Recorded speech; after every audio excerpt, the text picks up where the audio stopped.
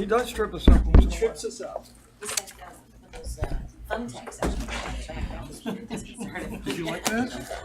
It's the thumbtacks in the chair you gotta watch. I pulled that trick right on. Madam Mayor, it's 6 o'clock. Good evening, everyone. I'd like to call this Tuesday, July 31st, special city commission meeting to order and ask the clerk to call the roll, please. Mayor Pam Triola, Here, Vice Mayor Andy Amoroso. Here. Commissioner Scott Maxwell, Here. Commissioner Omari Hardy, Here. Commissioner Herman Robinson. if everyone would please rise for the pledge led by Commissioner Scott Maxwell.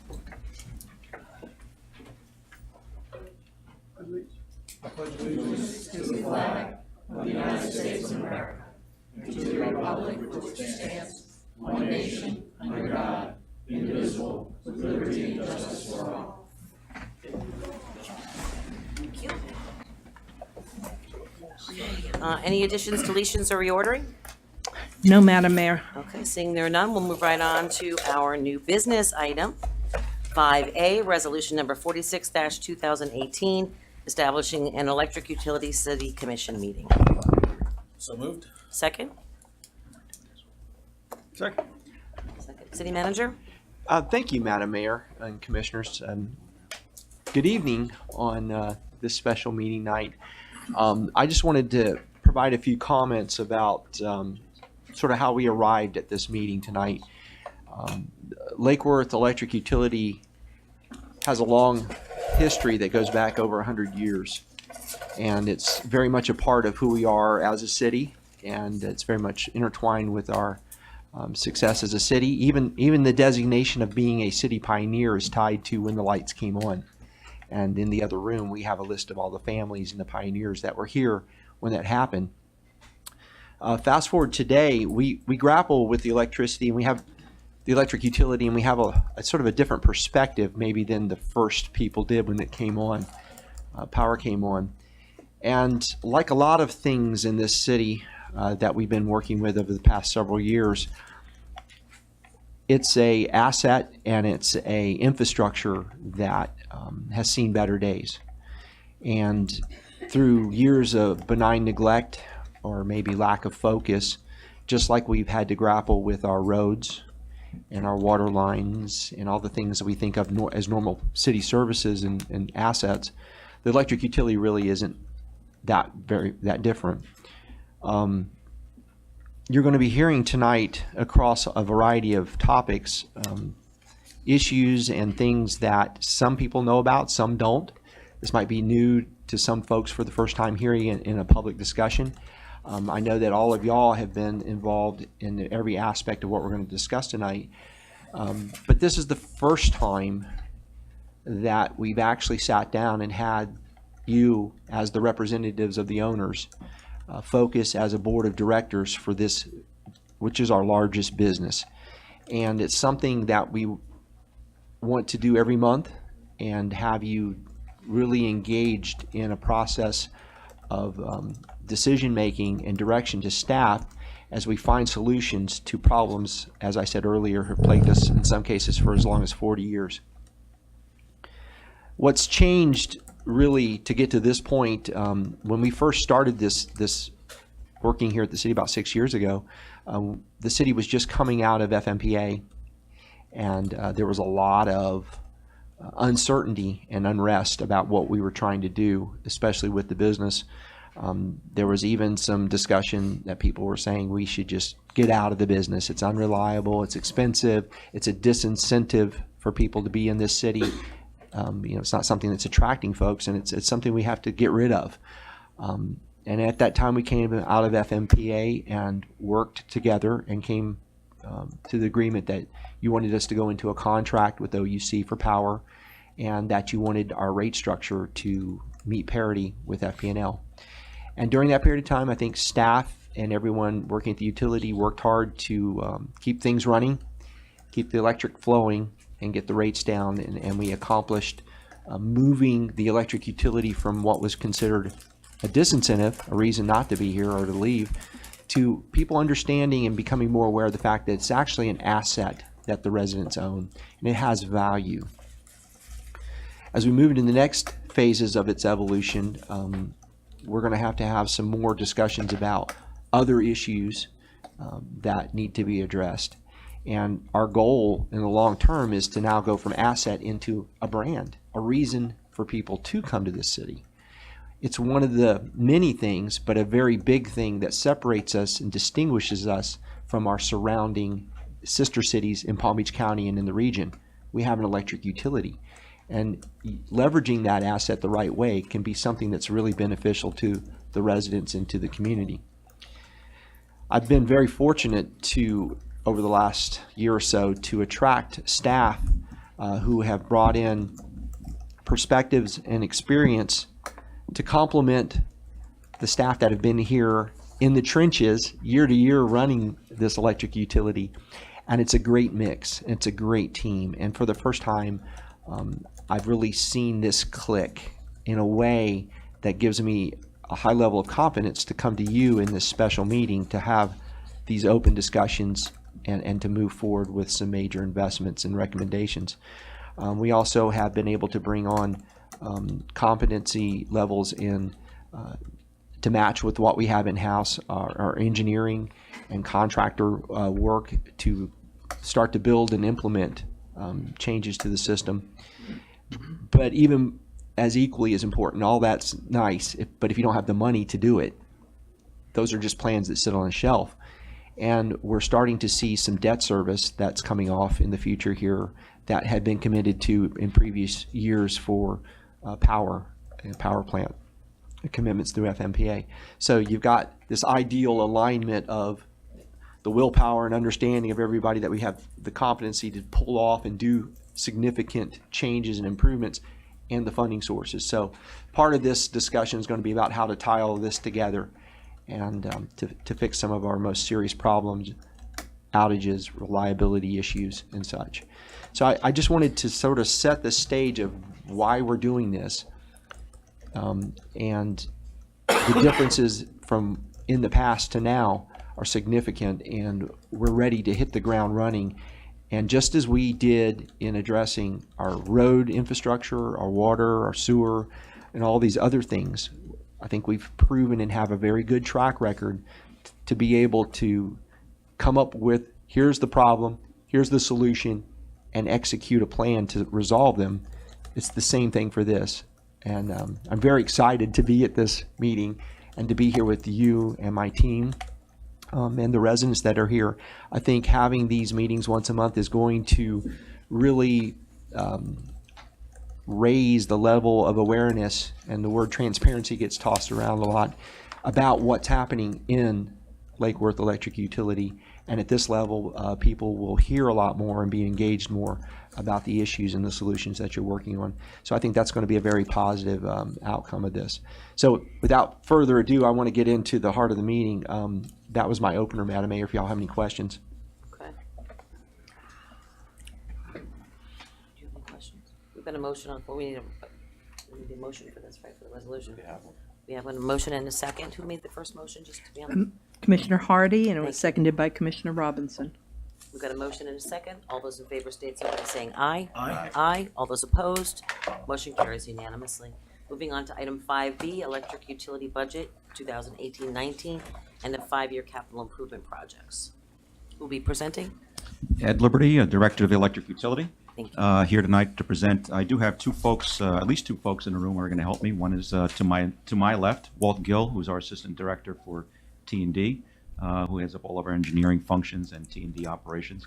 And then to my right, Jennifer Nivens, who's our Assistant Director for Business Operations for the utility, who is taking over all things related to numbers and dollars associated with the utility. So they'll be chiming in and adding some commentary as we go through, and then we have some additional assistant directors that are here in the room to add some more commentary on items. The first thing we'll talk about is the budget, to give you a sense of where we are, and Walt will bring this up. These are projects that we have planned, and this will all tie together as we go through this process. You should be looking at a spreadsheet, right? Okay. So we're looking at a spreadsheet or a series of spreadsheets with multiple lines. It lists various projects, and we won't go through each one. but it gives you a flavor of the level of detail that we've gone into for 2019, and we'll speak about the forward years. As you look down the left side, you'll see the project name. And then to the right of that, you'll see the funding source, meaning where is the money going to come from to do that particular project. In Do you have some any cases, handouts for Well, the yeah. group? they don't have Is this. Is it on the screen? No. Melissa, can you make, if you would, Yes, please? please.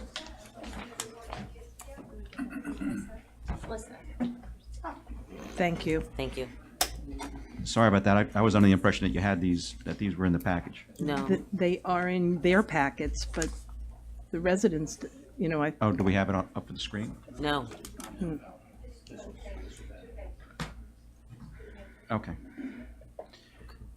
I All just right, want- but you have it on, We do, but I just want to be, we might have to talk through it more than you anticipated doing so because they don't have a copy and Okay. it's not visible on the screen for the PowerPoint yeah, I either. thought we had it. Okay. I think you. All right, so the projects we have listed, we show the funding source, and then we show how much of the dollars are related to engineering, how much is related to materials and construction of those projects, and then we've broken it out by quarter. So going through some of the projects here, we have dollars in here for substation security, Park of Commerce, the various phases of that project, the work on 10th Avenue North, which is needed to support the DOT changes to that interchange, some additional office space renovation to accommodate more people into 1900, which is where our engineering and operations offices are, to have everybody under one roof there. An operations center for the electric utility. That's the Electric System Operations Center. Right now, we operate out of a building at the power plant site, which is not a Category 5 facility for Hurricane. That's where we operate our entire electric system from. This budget funds $80,000 for some engineering work in 2019 to begin the engineering around a Category 5 facility to move system operations into. So not only is it outdated, but it's also not Category 5, but it's where we go to operate the system in the event of a storm. What is it now? It's Category windy day, I guess. I'm not sure it's built to any category.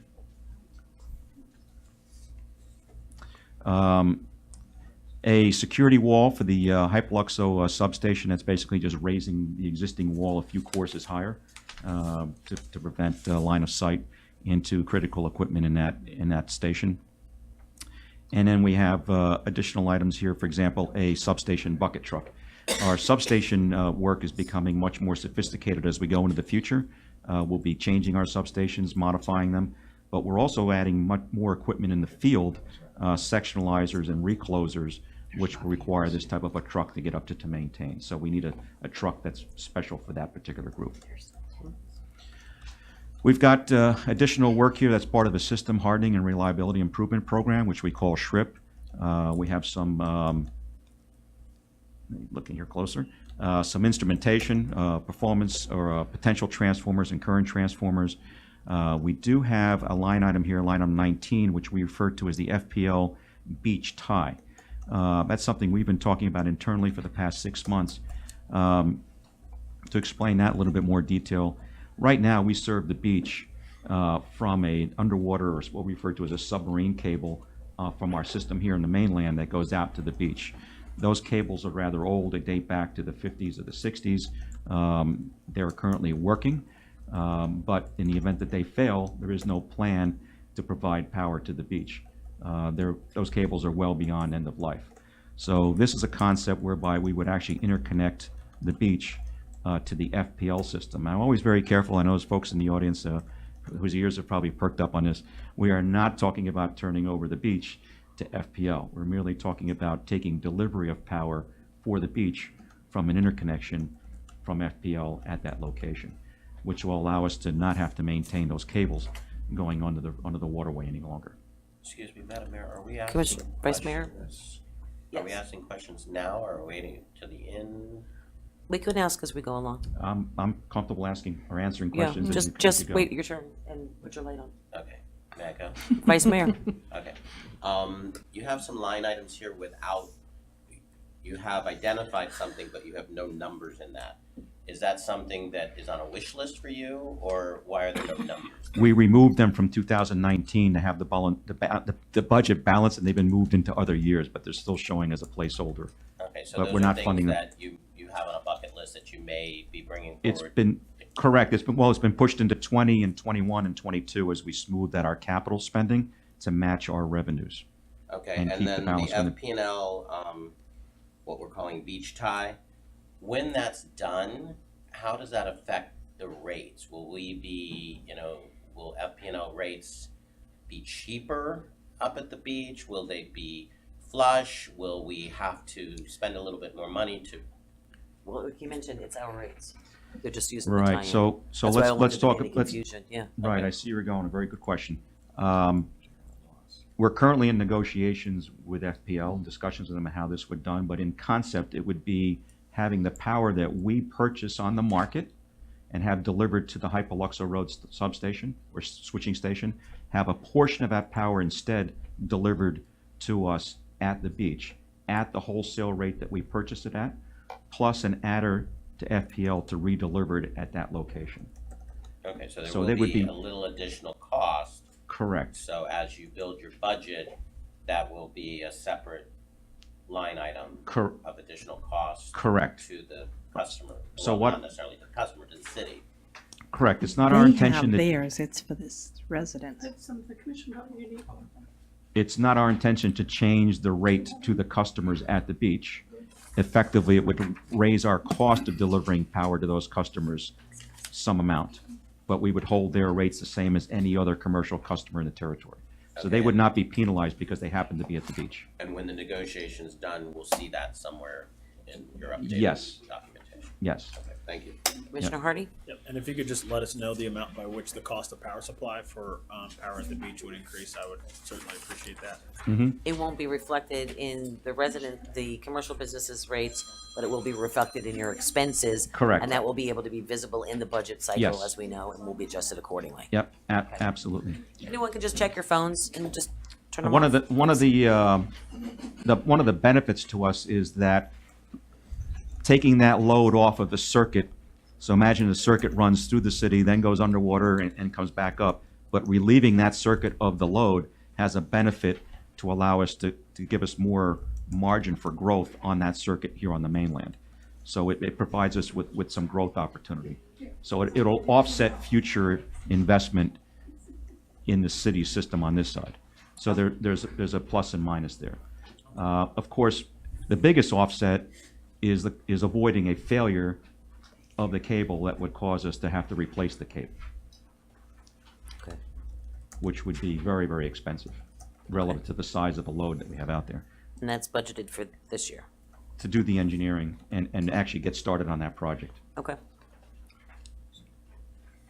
Main yard control house, all of our equipment in the main yard, switches, breakers, various devices in that main yard at the power plant are kind of outdated, and they're housed either in cabinets, open cabinets in the yard, or in the existing system operations center. So as we seek to replace that system operations center, we actually want to put a climate controlled house. And I'm thinking of a house like a 1,500 square foot house. We're talking about a large closet that's made to be outdoors that would house the control systems for those devices in that yard.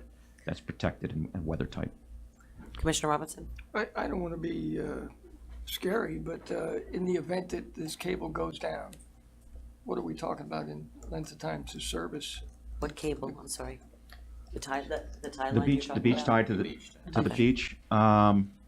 I would say a year or more to get the necessary permits, do the engineering and design, and pull a new cable under the waterway. So tying into FPL at the beach is a matter of months or weeks to actually do the work. So what do we do for electricity in the event that the flying car takes out the switching gear that did happen?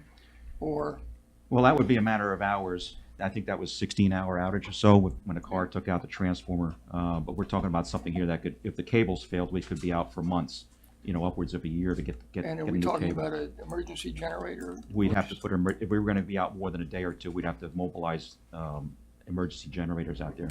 We have also looked at the concept of putting a natural gas-fired generator on a pad and then running it around the clock until the cable was replaced. That's one of the contingencies that we've done some planning around. It's relatively expensive compared to just putting some switches and taking a feed from FPL at the beach. Vice Mayor? But what I just heard you say, if I heard right, was if we move forward with FPL, it's 2 to 3 months to be connected to FPL up and running, or is it a long period of time? If it was an emergency basis, it could be done within a matter of days. Okay. But in order to properly design the facilities for long-term sustainability, get the voltage correct, install the proper transformers, make it a permanent installation, complete the contract, we're talking about a few months. Okay. It's certainly an emergency basis. You would, put everything up on timbers on a temporary basis and go very quickly. And we have those emergency plans should that happen. Yes. Thank you. Distribution automation system. This is additional remote control capability for switches in the field. And a big one here, $415,000 associated with roadway bond pole relocation. So as the roadways are being worked on and poles need to be relocated, there's $400,000 plus in the budget to do that, to keep up with those projects. So this is an area where we have to keep up on the electric side as those roads get improved, and we need to fund that out of the electric budget. That's not funded out of the roadway bond. Could you Commissioner go Harney? I'm sorry. Go ahead. Could you go into the funding source SH 1801, SH 1802, which is different seemingly from O&M? Those are various accounts, and I'll look again to explain that. Can you pass the microphone down to her? Thank you. So you're saying the SH 1802 you're referring to? So And the 1802, that's coming from the bond funding, Okay. which all of these items that are on here have been approved by the legal counsel for the bond as the word I'm eligible to use the bond fund to fund these. The only one that's on here is the electric, the admin. I don't think it's on here though. I think we took it out. Oh no, the 1900 Second Avenue North build out, which is line number 6, item number 6 on there. Would not be funded out of the bond, but the rest of it would be funded out of the bond. Thank you. So to add some more clarification on that, what we did was we contacted bond counsel to make sure we understood the covenants that surrounded the original bonds, which created this pot of money, to make sure that if we intended to use the money, it was being used consistent with the intended use. And we determined that it was. So these types of projects where we're relocating poles and upgrading infrastructure, we're redesigning and upgrading those poles as a part of a system hardening and reliability improvement project. And what we're saying here is, since the road is being done anyway at that time, and we have to move the poles, let's go to the higher class of poles, the different brackets, different installation, different insulators that you'd use if you were doing the project without the road being widened. The fact that the road's being widened just accelerates the need to do it, but you're still doing a system hardening and reliability improvement. Thank you. Thank you. Next. Starting on section 24 down through 33, these are materials for system hardening and reliability improvement. These materials would be purchased, but they're going to be used across various projects, which are then listed further down in the budget. These are typically devices which are going to help our reliability. So we're referring to those as sectionalizers and fault indicators. So the fault indicators are devices which we install on the lines in multiple locations, which allow us to more quickly identify where a fault or a short circuit or a lizard or a bird has contacted and where the problem may lie. It uses a series of lights, and the troubleshooters at night or during the day can more quickly find where the problem is, fix it, get the customers back in service quicker. We also have, I believe, sectionalizers in here, or what we call trip savers. What we're going to do here is we're going to start going through the system, and on the larger branch circuits that come off the main line, if you will, begin to replace fuses with devices that will automatically seek to reclose. So with a fuse, if there's a fault on that branch, you basically have one shot. You blow the fuse, and those hundreds of customers are then going to be without lights until we figure out that it was the fuse, that there's nothing on the line any longer, refuse it and close it back in. What the fuse saver or trip saver is going to do, it's a device that'll see the fault. It'll say, I have a high current event for some short period of time. We're talking milliseconds. It'll see the fault and it'll trip the circuit open. It'll wait a very short period of time and it'll reclose. What we find that typically is that fault is a momentary. Whatever device happened to short it out, whether it was a palm frond or a bird or a lizard or a balloon, may have cleared itself, and this is going to close back in. And it's going to do that 3 times. If after 3 times it can't stay closed in, then it'll just stay open, and then we'll know to go to that location and identify what's wrong. That will turn many outages that could be for 30 minutes to a few hours into blinks of an eye and possibly clear. And then if we have to go fix it, then it could be 30 minutes to a few hours to go see what the problem is and find the problem. Commissioner Hardy? Of the outages that we have that are, 30 minutes to or more, you said that should shorten them to a few seconds or, a few minutes. Could you, I guess, quantify that as a percentage of the outages that we have of that length? We're going to be getting into that a little bit later on when Jason Bailey comes up and makes a presentation on our worst performing circuits and the types of outages that we've seen. This is probably in terms of bang for the buck, one of the simplest, quickest things you can do to greatly improve your system performance is to use these trip savers and avoid not just the trip of the circuit, but avoid the trip to go out there and try to figure out what happened. Many of these outages are clear right away. This is one of the most important things that you could do. So we're starting with a few hundred and then ramping up from there. If we did every single possible location, we'd be looking at 800 plus, which is our intent to march towards that number over the coming years, to get these things out there as quickly as we can. Big Blue that surrounds us, by the way, is doing these by them thousands across their system. So this is not an experiment. It's proven in the industry that this will work, and we're going to deploy it here as well. Excellent. Did you say Big Blue? I did say. I just wanted to make sure that, not to confuse that with the sanitation department. I do.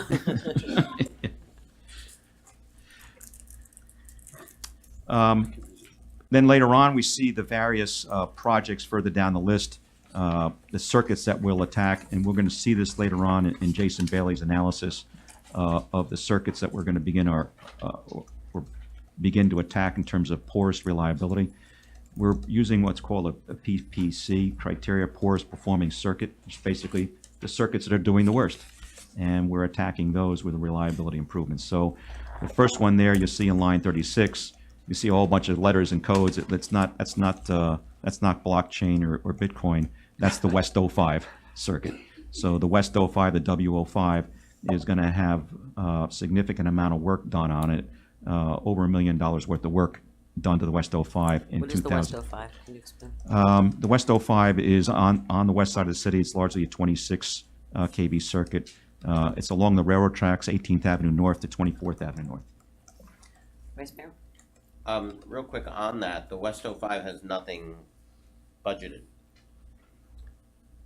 It does $1.7 million in materials and construction for 19 and $50,000 of engineering work.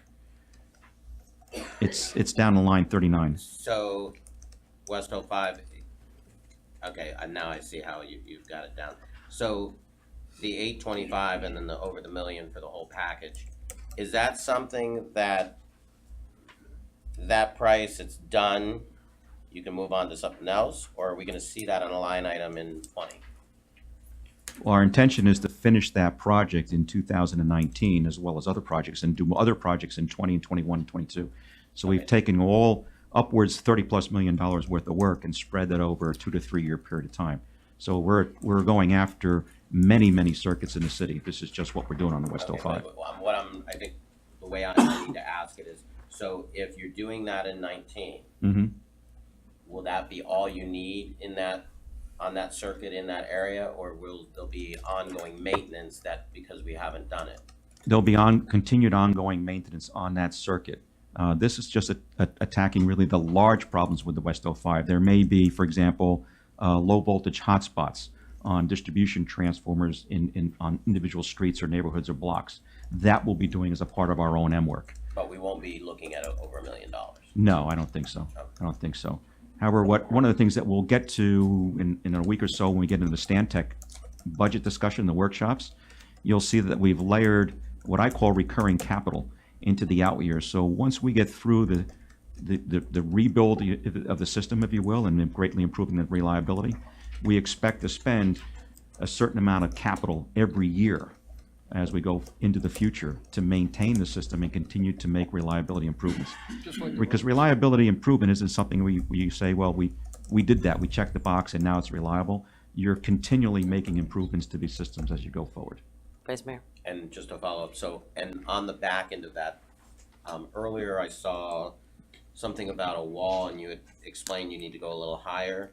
Are we looking at doing that in all the different areas? Because, you know, there's kids playing, we've had bullets, we've had different things. Are we looking as we move forward to increase those walls around anything that could be susceptible to problems?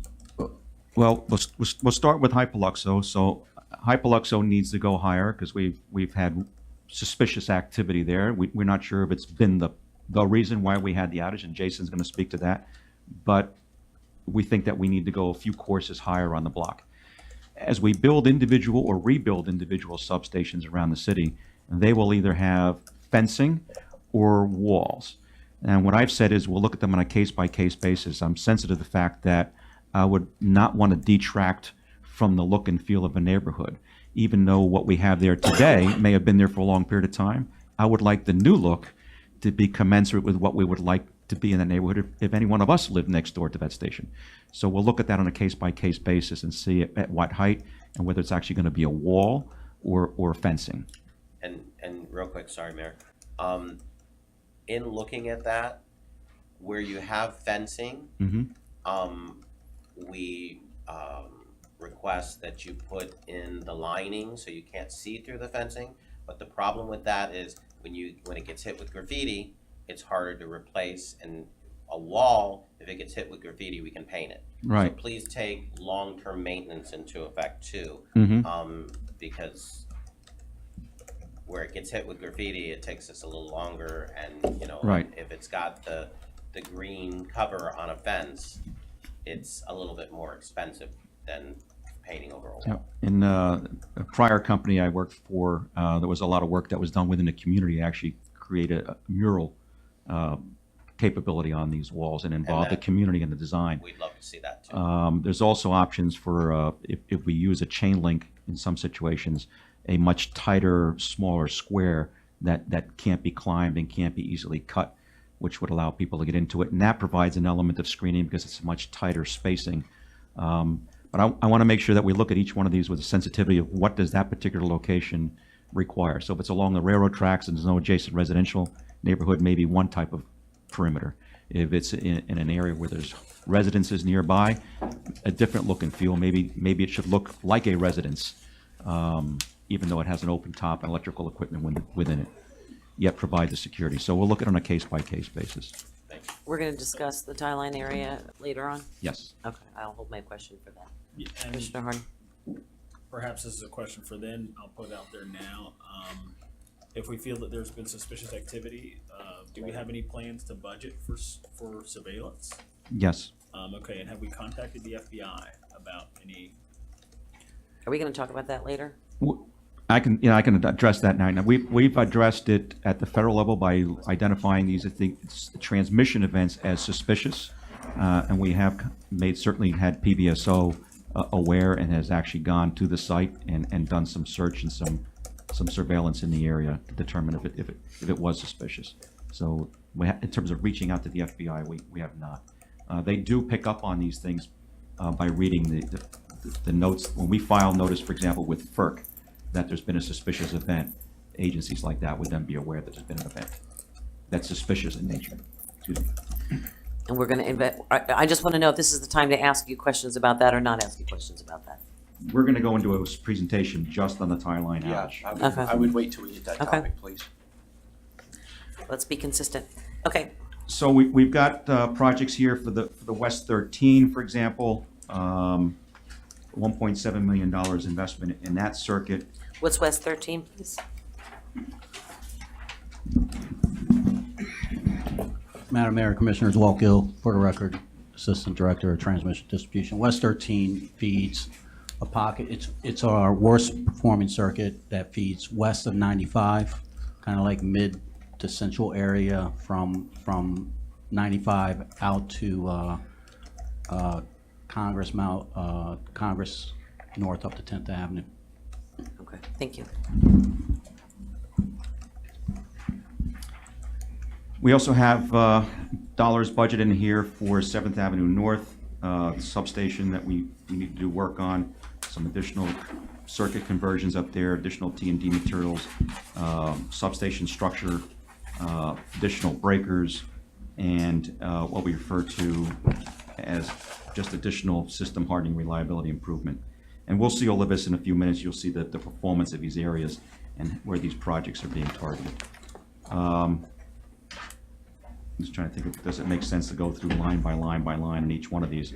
But as you can see, we've gone into a lot of detail on each one of these circuits or substations, the type of work that needs to be done.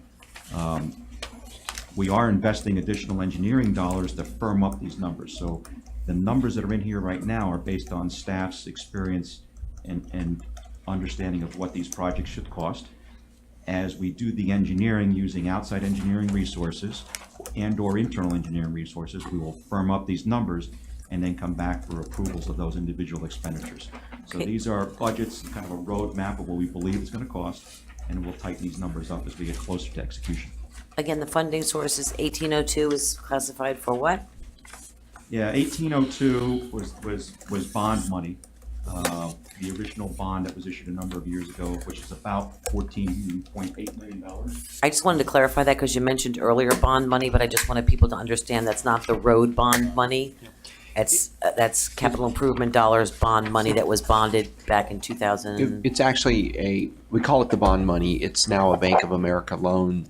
It's been converted, but it's still obligated to the terms upon which you borrowed it. So we still call it the bond money, but it's a Bank I of just America. don't want the people at home to get confused with the road bond. It's a refinance. Right, one of the things that we're conscious not to do is there's no effort here to take money that was intended for roads, for example, and instead spend it on electric. The money that we're spending on electric was money that was raised in an electric bond and then subsequently converted to a loan that's or in a Bank of America note. What was that first bond? What year was that first bond? Well, it was 2007, was it? 2007? 2002? 30 years ago. and I think Okay. it actually included some previous debt that got rolled into that. So it's Okay, but we can go back and give okay. you- Just want everyone to be aware what, that it's not the road bond. Okay. So in summary, on just looking at the 2019 budget, down all the way down to the bottom, you'll see that we're spending about $8.7 million in construction and about $1 million of engineering in FY19 to move those projects. So if you recall back to, I tried to tie this all back to the Stantec budget workshop that we had, the modeling that you saw the capital projects, you saw the dip down in the fund balance. What we've done here is we've gotten much more specific. We've smoothed that curve by spacing these projects out on a year-by-year, quarter-by-quarter basis. That's more closely tied to the timeframes in which we believe we can complete the engineering, do the procurement, and then execute on the project. Okay. And then as we refine those numbers in the engineering process, it'll be an iterative process, and we'll keep coming back and adjusting numbers. But the important thing now is that we have the engineering companies in place through competitive solicitation, and we have the contractors in place through competitive solicitation to execute on these projects. And the projects that fit well for having our own people work on, we'll have our own people work on some of these projects as well. Okay. We have the PowerPoint for this next section? I believe we do. Okay, thank you. So at a high level, we look at what are the revenues for the electric utility, what are the expenditures that we see in 2019, and what's the use of fund balance. And we're going to go into this in a lot more detail when we get to the workshop, but just to lay the numbers out here. Roughly $65.8 million in revenue. Now, keep in mind, it was a different experience for me, but revenue is not just checks that customers write to us, it's also considered cash coming into the utility if it's money coming from the various funds. So that's considered to be revenue. We have expenditures planned of $66.3 million, which shows us with a $514,000 use of fund balance for 2019. Now, there are a number of things which will move that number around, one of which is the single biggest thing is the negotiation that's currently underway for our wholesale power contracts. So we've used a conservative assumption in these documents. To give you a little bit more detail of what's behind those numbers, what we've done here is we've shown that the various categories of revenues. Residential sales, commercial sales, street lighting, private area lighting, contributions into construction, use of fund balance, and bond fund use. We've gone back to show the trends from 2016, so you'll see on the far right the actual number for 2016, the actual numbers for 2017, what is currently in the what we call the adjusted budget for 2018, and then the forecast amount. So what we do in the electric utility is we reforecast each month. So we look at actual through the end of that month, and then what are we forecasting through the end of the year. So we're continually reforecasting where we think we're going to come in. So we've got that number, and then we see the FY 2019 budget request. So as you'll see, residential sales, very rough numbers, 31.894 million is what we're forecasting, what we're planning for in 2019 in terms of revenue, versus 31.6, call it 67.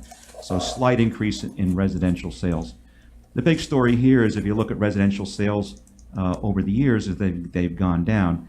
That's largely attributable to things like rate parity, where we saw our residential rates come down, but also that residential customers are becoming more efficient as time goes by, right? So as the refrigerator wears out in the home, you buy a new refrigerator, it's probably going to be more efficient than the old refrigerator, and your energy consumption will go down unless you took the old refrigerator and put it out in the garage and have it full of other stuff in the garage.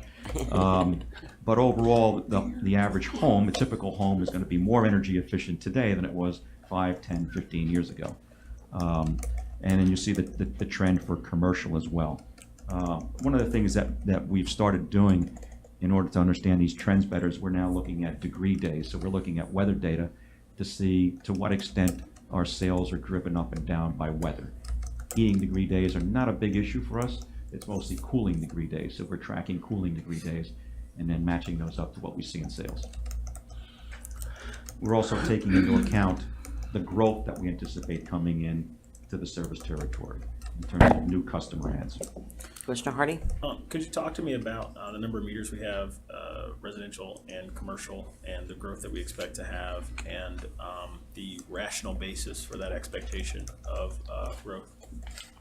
I think we have a presentation later on. We get into meter counts. Is that later on? That's a future one. All right, so I can speak to it generically. We do it a number of different ways, and we kind of triangulate to what we think is a reasonable assumption.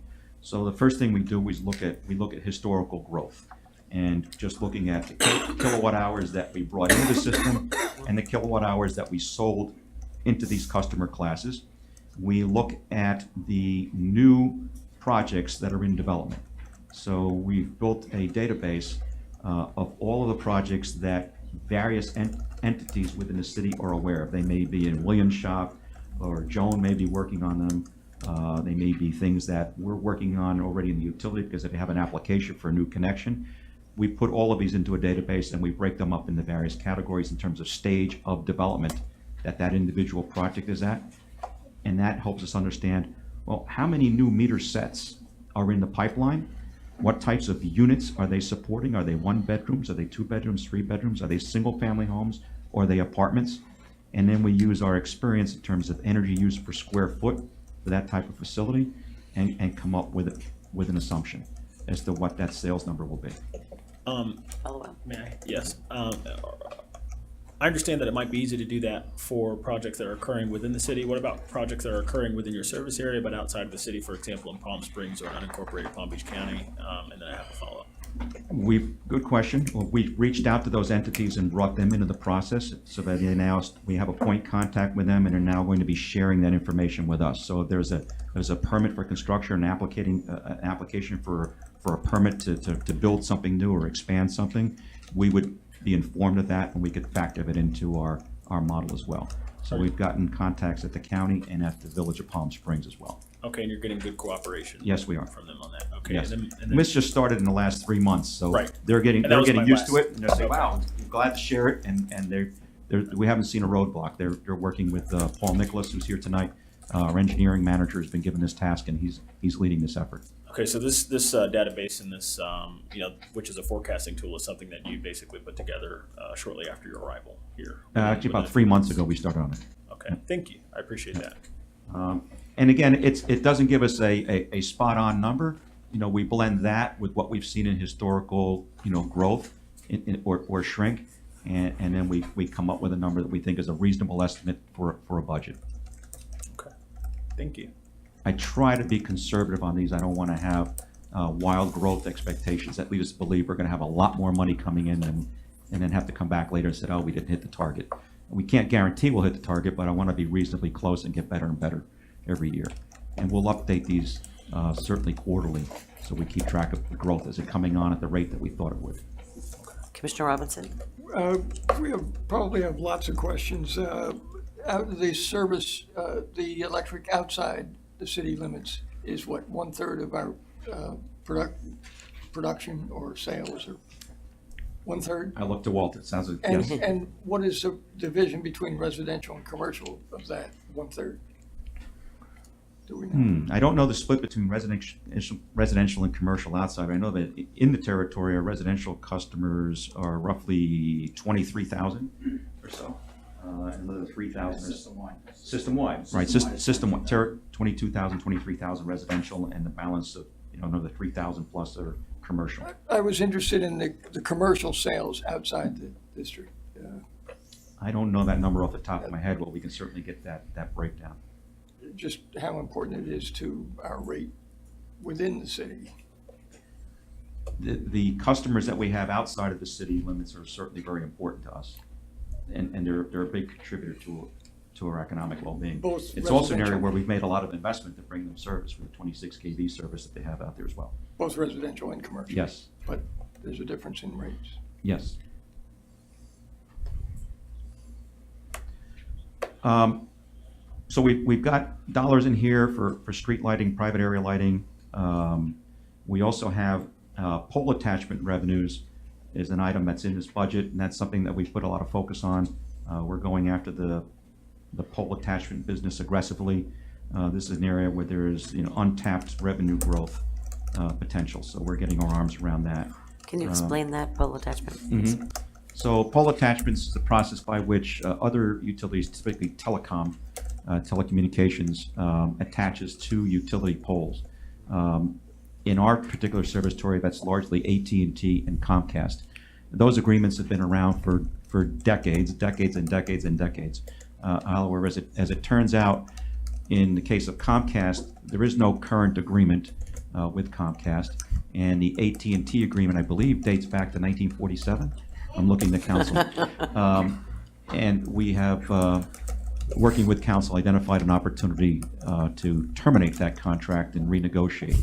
So we are negotiating entirely new forms of agreement and new rates with all of the folks that have attached to our poles. Now, in order to facilitate that process and understand where we should be in terms of rates, we worked with the Florida Municipal Electric Agency, FMEA, who then did a survey of all municipals in the state to understand what they were charging. We also have parties who are wireless providers who want to install wireless attachments to our poles. We'll be talking about Crown Castle, which is one such entity and is seeking to attach to roughly 36 poles within the city. So we've also gotten rates for that type of an attachment, and we're finalizing negotiations on a contract which we would bring forward for approval. So we're looking at increasing our pole attachment revenues on the order of magnitude, very, very rough numbers, of about $150,000 a year above and beyond where we are today. To give you a sense of the power of that, if you divide that by roughly $400 or $500, that's about the value of a 1,000 kilowatt hour residential customer. It's the equivalent of adding that many customers to the system. It's also important because it's not weather dependent, and they tend to have very good credit. We just have to make sure that we renew the contracts and that we build them and that they pay. The other part of that process is understanding how many poles are actually attached to. The pole inventory hasn't been done in decades. We've just executed that agreement with a contractor. Brian King, who's our assistant director for power generation, has led that effort for us. And we've now conducted an audit of the entire service territory to understand exactly who's attached to our poles and how many poles they're attached to. And we'll compare that back to the pole counts that were used decades ago. The numbers are up, they're higher, so they're on more poles than we thought. And it also appears to be people on poles that we didn't know were there. I was going to say, you probably have a lot of Interlopers. hitchhikers. Yes, we do. So we're getting all of that cleaned up and looking to bring those revenues in at rates that are competitive in today's market. We want them here. We appreciate the revenue. We just want them to pay their fair share based on the number of poles that they're actually on and a rate that's competitive. I'm glad That's that you're underway, finding. and that's reflected in our 2019 budget. I believe we have them coming online around April is when that step up we've budgeted for. So the goal is to get those contracts negotiated in place and the step up occur at no later than April. Thank you. Vice Mayor? And to piggyback on that, I just wanted to thank you, and I wanted to thank our attorneys. About a year and a half ago, I sit on the Transportation Board for the Florida League of Cities, and this came up to our board because lobbyists were going to Tallahassee and lobbying against it. And I brought it back, and that prompted not only to look at those contracts, but we had a lot of other contracts that needed to be looked at. They weren't up to date. Again, 50 years of things out there. But I wanted to thank you for stepping up, and because we own our own utilities, it made us a little bit more. We could go and negotiate a little bit more, because all these other cities that are working with FP&L, that what these lobbyists did in Tallahassee was they negotiated a flat rate.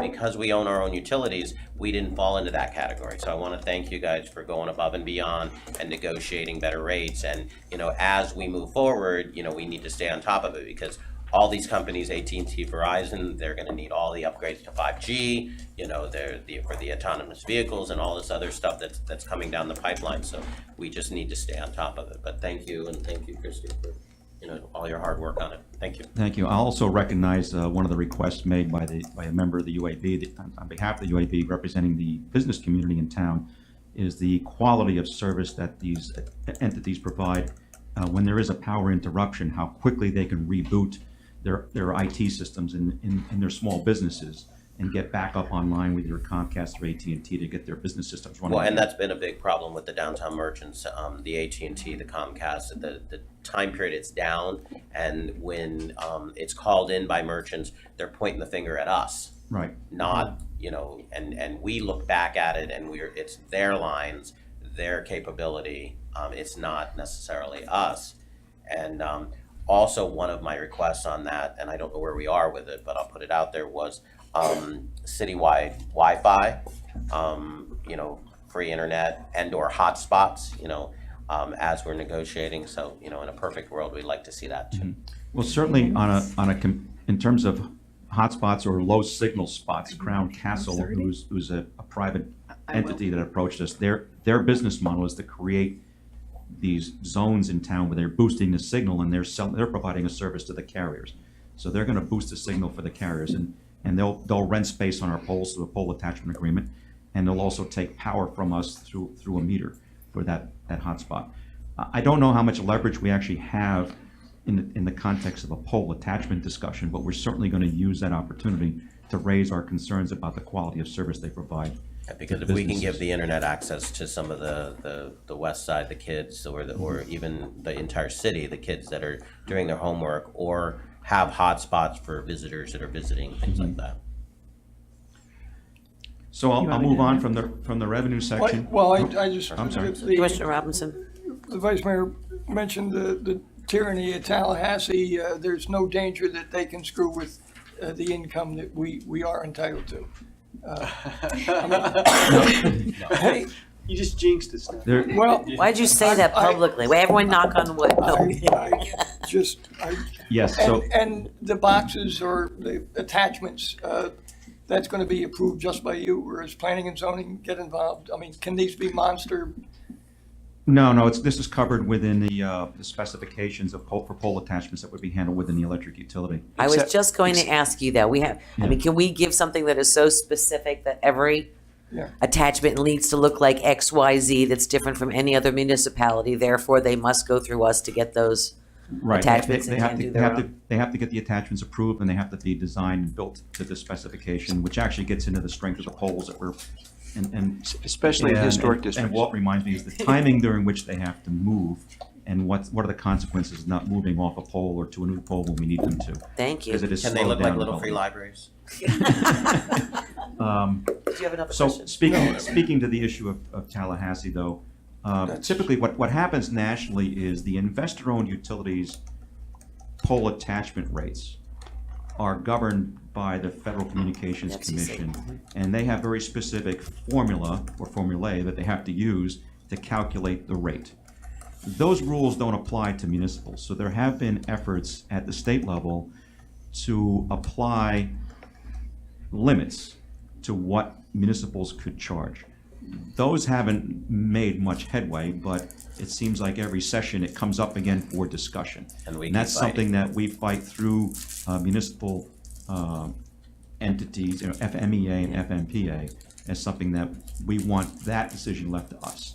We don't think that our rates are out of line with what the investor owns are charging, but we don't want any limits imposed on us. We want that decision left to us. That's our asset in our city, on our ground. So on the our rate pole. is less than in investor-owned utilities. We don't know the rates that the investor-owned utilities charge. They're typically contracts between private entities. We do know the formula that they have to use, but it's driven by their cost to operate and maintain their poles, which we don't have. So the formulas are spoken to generically in law, but we don't know the actual rate. So for example, we would not know the rate that FPL charges AT&T in Palm Beach Our County. citizens are investors here and should be considered investors. Shouldn't they? Sure, I think, but yeah, we can tell you our rates. You're asking what our rates are? I don't want them to be a whole lot less than investor-owned utilities. Well, I agree. The problem is that we don't know exactly what the investor-owned utility rate is, because that is confidential information between FPL, for example, and But it's AT&T. regulated. And it's AT&T. regulated, and AT&T. They don't disclose their pole attachment contracts and their rates. Gotcha. Commissioner Harding? We can't, two questions. The first is, can we use the same formula that the regulators We are. It's- stipulate to back out what It's regulated. FP&L might be getting paid by Comcast, AT&T, and other It's- telecoms? And it's- my it's- second question would be, I just want to make sure that we know what other municipal utilities are charging the telecom companies for the we- pole attachments. We do know what other municipals are charging. We have data both in the state that was provided during this, as part of the survey that we asked for and FMEA commissioned. So we have that data, and I was more interested in the recent agreements that were done, not old ones that were done. And our desire was to be in the top bracket, if you will, of that group.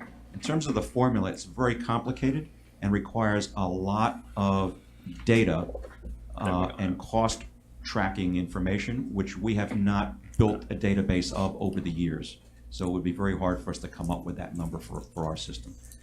I appreciate it. And if I remember sitting in. Vice Mayor, yeah, Sorry. I'm trying to give us, because we have all these items, Starting we'll, with the three, we'll okay. go 5.5 hours with, if we, just with a half hour each item, so just so you know. Okay. Pace yourself. We'll meet again next month. Yeah, real quick. So if I remember the Tallahassee meetings, from what I understood they were doing was they were putting a flat fee that they could pay cities, more of a limit on what they could pay cities. And we didn't fall into that category because we own our own. So therefore we could charge a little bit more. We could get better rate for our residents. All right, let's go through let's finish the presentation up, since that's part. We need So to some of see the the presentation. the on alcohol. factors that affect revenues for the budget These are just big things that to plant the seed in your minds that we're gonna come back and discuss some of these. Convenience fees that we have at our customer service location. But one of the concepts that we're looking at, and this is not yet approved and will be coming forward before this body to talk about, is do we use kiosks, for example, where customers can make payment at a kiosk and therefore make the transaction more convenient for customers in terms of paying their bills. We're gonna come back with a lot more detailed presentation on some of these changes that we think we can make before we implement them. But we have assumed that our revenues due to convenience fees would decrease by $50,000 if we go ahead with that. So that's in the budget. Obviously, if we don't approve that, then that 50,000 reduction doesn't happen. But at the moment, it's in the budget as an assumption. We've talked about the pole attachment agreements, and we've talked about the impact of rate parity. That reduced our rates by almost 3% on October 1 of 17, and then another 3% on February 5th. So a total of 6% reduction in residential revenues just from the rate parity. So that bent the curve for us. We talked about newer, more efficient appliances and lighting in homes, rate parity.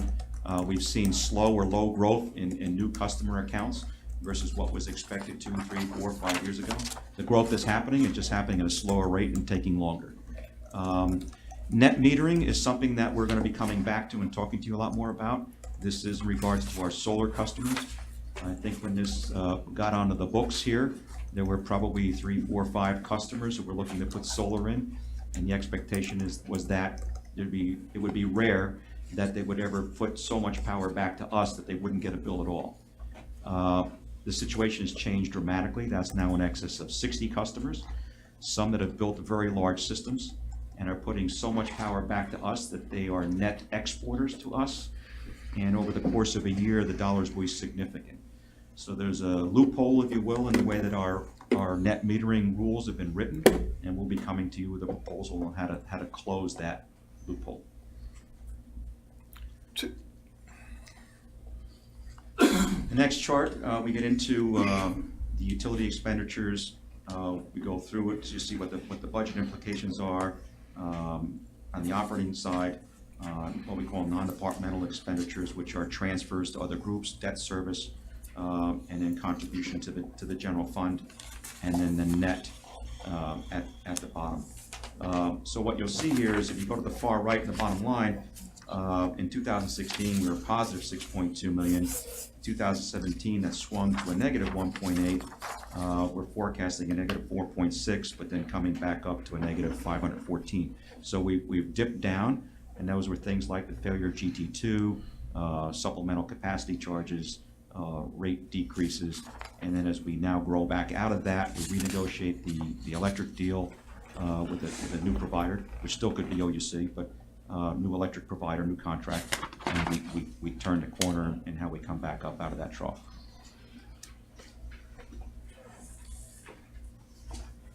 We've provided a capital improvement plan as we currently see it, and these numbers will be tightened up as we do more engineering, but we anticipate spending $9.5 million in 2019, $8.7 million in 2020, then 4.5, 2.5, and then 3.0.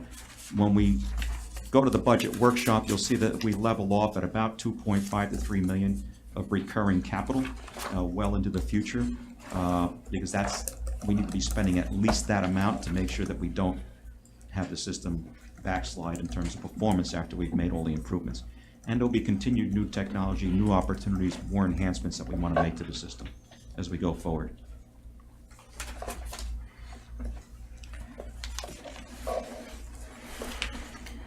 I'm glad that we have that built in there for those years out, only because if everyone will recall with the road bond, we had maybe $1 million or $500,000 for road maintenance in our budgets for years and years and years.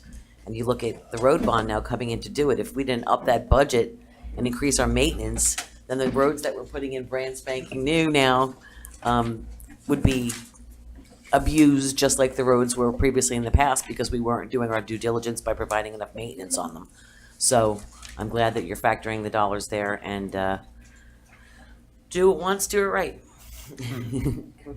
Yep, I've just got one final question. Back on, what is this, page 4, revenue factors in the budget, you talked about convenience fees going down, and reducing revenue by about $50,000 if you were to add kiosks, right? Because people pay a convenience fee to go pay in person at the annex building. That's my understanding, yes. Wouldn't there also be a corresponding, reduction in expenses for, the individuals who are remaining? Like, for example, the cashiers? I mean, will we need to have cashiers at the annex at that point? We would still need people there, so it's not a one-for-one offset. It might decrease the hours that they need to work in terms of some, maybe fewer overtime hours. But we have to get into this in a lot more detail. I don't believe that we're anticipating cutting back or eliminating positions there. So there would be no real, I guess, financial benefit to adding the kiosks? There are benefits in terms of not having to handle cash payments at that location.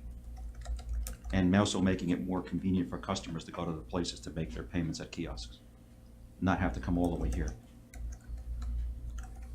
Okay. I would hope that we would try to glean some efficiency from adding the kiosks. Yeah, there are some efficiencies, but we do lose Financial. that, we do lose that convenience fee. Okay. And again, I know if we just dropped that in there just to give you a sense that we're factoring in a reduction, but we know that we have to come to you with a much bigger presentation on what that customer experience is gonna look like if we go forward. What is that plan to make sure that people are adequately served and have multiple places to make their payments? And we'll Okay. come back to that Yes. conversation. Okay. That's a 30 to 45-minute discussion in terms of what that customer experience becomes if we move ahead with that and some other changes. Okay. So we're moving on to the purchase power contracts. So there's no documents that have been handed out for the purchase power other than the offering memorandum, which is the document that was sent out to the short list of participants in the process. So the participants that received this were the following: Florida Power and Light, Orlando Utility Commission, Florida Municipal Power Agency, Duke, Tampa Electric Company or TECO Energy, and Florida Renewable Partners, which is an arm of NextEra. Those were the entities that received it. We did attempt to reach out to Seminole to see if they're interested, and there was no interest on the part of Seminole in participating. We did not get a reply. So this is the exact same thing we've gone through with the EUAB in the past in regards to purchase power agreements, looking for the best rate and time of a contract to go in and purchase power until we figure out what we're doing everywhere. And the UAB will be getting a more detailed discussion on this tomorrow night. Okay. So at their scheduled meeting, I have a deliverable to them to speak to them in more detail about this. Okay. So of that group, there were 4 that submitted proposals and are currently being evaluated. Florida Power and Light, Orlando Utilities Commission, and we refer to as OUC, FMPA, which is the Florida Municipal Power Agency, and Florida Renewable Partners. Without going into confidential information in the process, I can tell you that the bids that we received are aggressive. We will see cost savings, and our 2019, 2020 budget look-aheads reflect savings that would come from those. So we haven't picked one and said that's the one, because we're still evaluating them. We can say that in total, when we look at the proposals, we're able to make assumptions for our cost of power going forward, and that's what's built into the 19 budget numbers, which you'll see in the budget workshop, I believe on the 7th or the 9th? On the 9th. Could that possibly involve countering that $514,000? It could further offset Dip. that, yes. Okay. Depending, so what we did was going into the process, and this happened after the first budget workshop, where I think the questions were, well, what are you gonna do? We looked at other deals that were happening in the marketplace, and subsequently, as of like 2 weeks ago, we had the bids or proposals from the providers that we had selected to talk to, and we had issued new numbers to Stantec to use in the modeling. So what you'll see on the 9th, those numbers will reflect directionally what we're seeing without singling out a specific provider, because we haven't picked a winner yet. And we haven't gone into a negotiation and a best and final type approach. Commissioner Hardy? Oh, I'm sorry, I left my light on. Okay. Okay. So that's, the Battery process is progressing. We have a healthy pool of participants, and the pricing is aggressive, and it does lower our costs. What's our timeline on making that decision? The contract expires at the end of this year. Okay. We'd like to have something before you for approval in the September timeframe. But it's going to require a number of meetings with these entities, deep participation by the UAB in the process of actually going through with interviews, further analysis and modeling the selection, and then the negotiation of an actual contract. So we're moving it rather quickly. Were we involved, last time in the process, weren't we involved in the redacted Yeah. bid process and all that? Will be again, right, of course? We Yeah. anticipated that the UAB would be into that level of detail. They'll be participating in confidential meetings that'll be in the shade, and they'll be seeing the confidential pricing on the part of the bidders. And then we would bring the results of that forward to the commission, probably in a confidential setting because it's still competitive. It- We have to get the final negotiation. Last time it was such a substantive change in what we were doing, and the process was quite onerous coming out of FMPA. We took a lot of extra steps. This is very much in many ways just like a regular contract for services, and you have a team and the UAB involved in bringing the recommendation to you. So it's not going to be as burdensome as it was last time. Vice Mayor? And my question would be more directed to the UAB. When are they going to see these? You said the contracts have come in. The proposals have come in. I'm holding them as confidential. I'm not sharing them. I have them, as well as our consultants, and we're evaluating them. What we will share tomorrow night with the UAB is the group of people that have participated and what our scoring is, and we will select the ones that we think should come in for meetings and presentations with them. One or more of those may not have a proposal that's good enough compared to the others to go to the next level. Okay, And so we'll it's be happening as early as tomorrow night. Right, we'll be discussing, that short list will be decided tomorrow night with discussion with the UAB. Thank you. Commissioner Hardy? I just want to be clear. When you say the results will be presented to us, do you when you say result, do you mean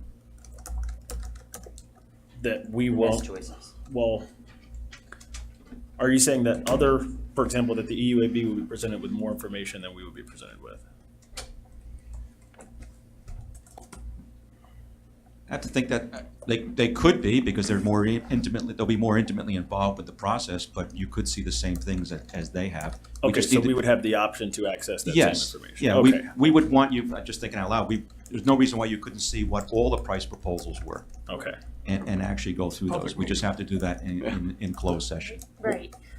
Madam Mayor, if I may, the pricing information is gonna be confidential and not for public disclosure, just like with the OUC contract that we did previously, where that contract had its pricing redacted. What we'd have to do is figure it out, if we could have a closed session to review that as a group, or whether we would have to set up individual meetings so that Ed Liberty could provide you a full disclosure without publicly disclosing that information. Okay, I just wanted to make sure that we were presented with the full shebang as well. Okay. Yes, we can Commissioner share. Robinson? And well, my question was, is it just contingent on price? No, No. So that'll all be addressed, but will those things be redacted?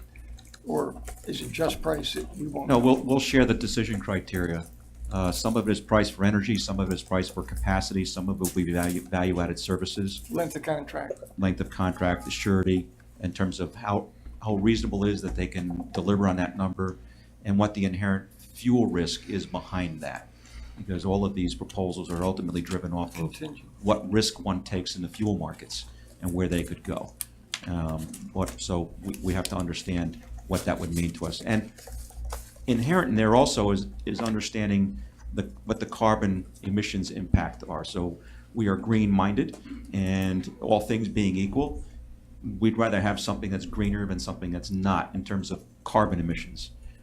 So we would take a look at that as well. But price is very important to us.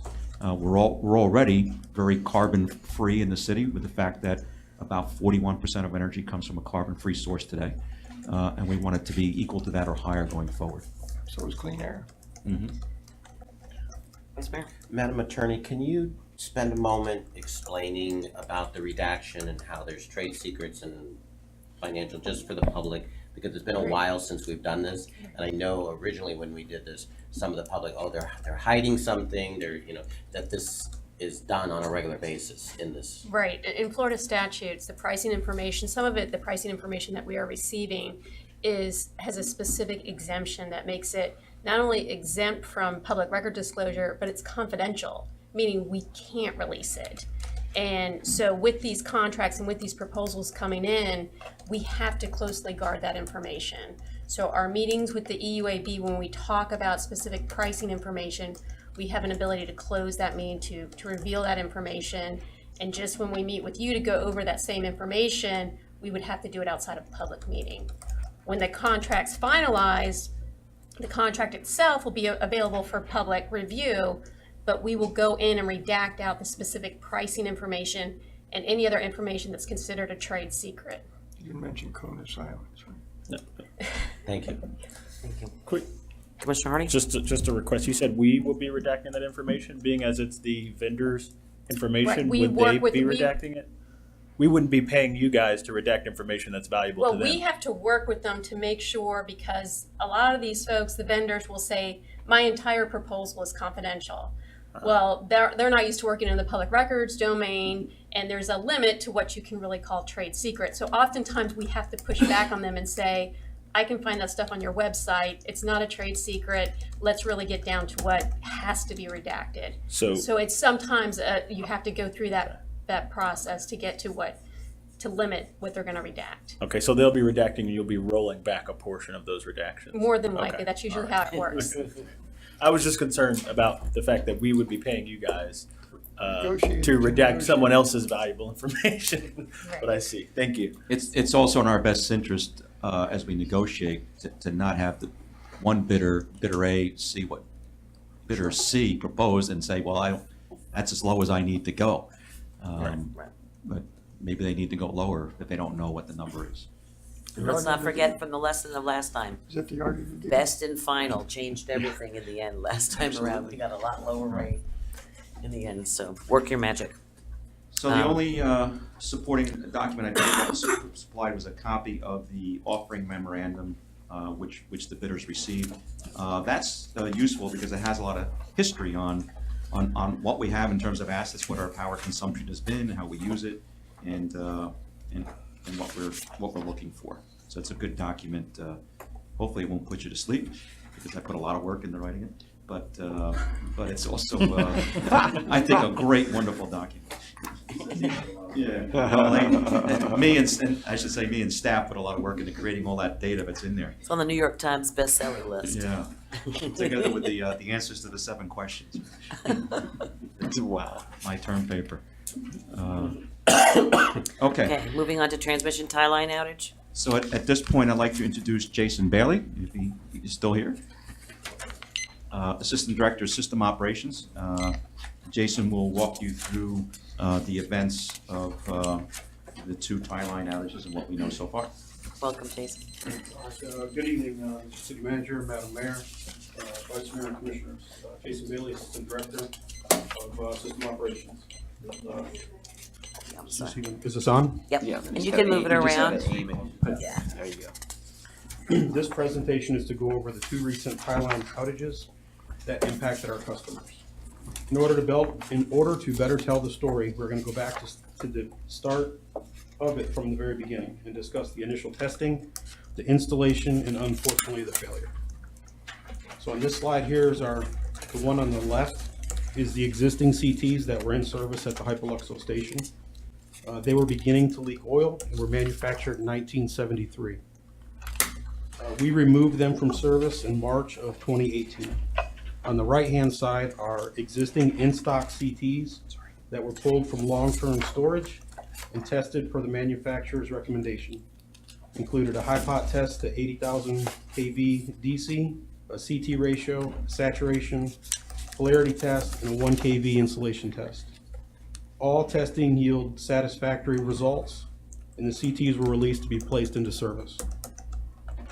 Oil samples were not taken from these units because the manufacturer instruction manual advised against it.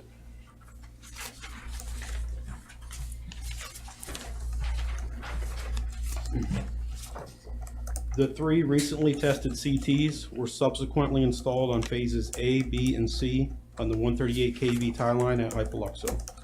This took place during the 3.5-day island operation we did in March.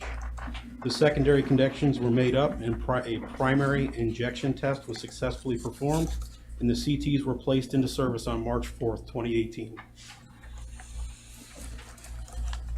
Approximately 5 weeks later, on April 9th at 2310, the C-phase metering CT experienced a catastrophic failure.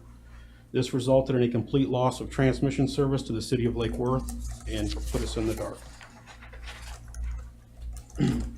That morning, once the fire was extinguished, we observed what appeared to be external impact marks on the CT and on the buswork, shown with the 2 red arrows. Previous impact marks on signage surrounding the station, you can see the impact marks there with the CTs clearly in the background. And the sudden nature of the CT failure with no evidence of performance degradation raised the possibility of foul play. You can clearly see the CTs in the background there with the other impact marks. Bullet holes. That was our assumption, as it was foul play.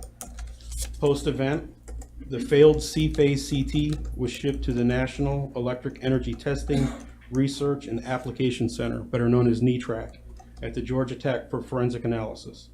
The 2 remaining in-service CTs were thermaled with infrared imaging. There was no signs of overheating, no abnormalities were noticed. That's why we left them in service. While we were awaiting the results of the forensic analysis by NETRAC, we experienced a failure of the A-phase CT on June 20th at 22:58. This also resulted in the breakers at Hypoluxo opening up and interrupted our transmission service, placing us in the dark. That night, when the second CT failed, line crews and engineering responded to the station and removed and bypassed both the faulted A phase and the unfaulted B phase for precautionary reasons. Internal black start generation at the City of Lake Worth Power Plant was brought online during both events to begin the restoration process of electric service to City of Lake Worth utility customers concurrently with work at the Hypoluxo station. This diagram may be a little hard to see. I tried to make it bigger. If you can see where triangle 4 is at the bottom of the box on the left-hand side, I don't know if we have a. I don't know whether we have a pointer here. There you go, right there. All right. So right there on that diamond, that is where the CTs were that failed. So that is on that one line between us and Hypoluxo. What we ended up doing is we took the bushing CTs from the breaker 7W9 and 7W15, the 2 outer breakers that feed us. And those CTs are currently being used to meter load data on that line because our primary CTs are out of service. Let me just add for a moment a point of clarification. CT is industry term for current transformer. These devices are used merely to measure the amount of power that has come into the city across the tie line. So it's a measurement device. That's its function. Yeah, the CTs that failed at Triangle 4 were for metering only and did not affect the line protection.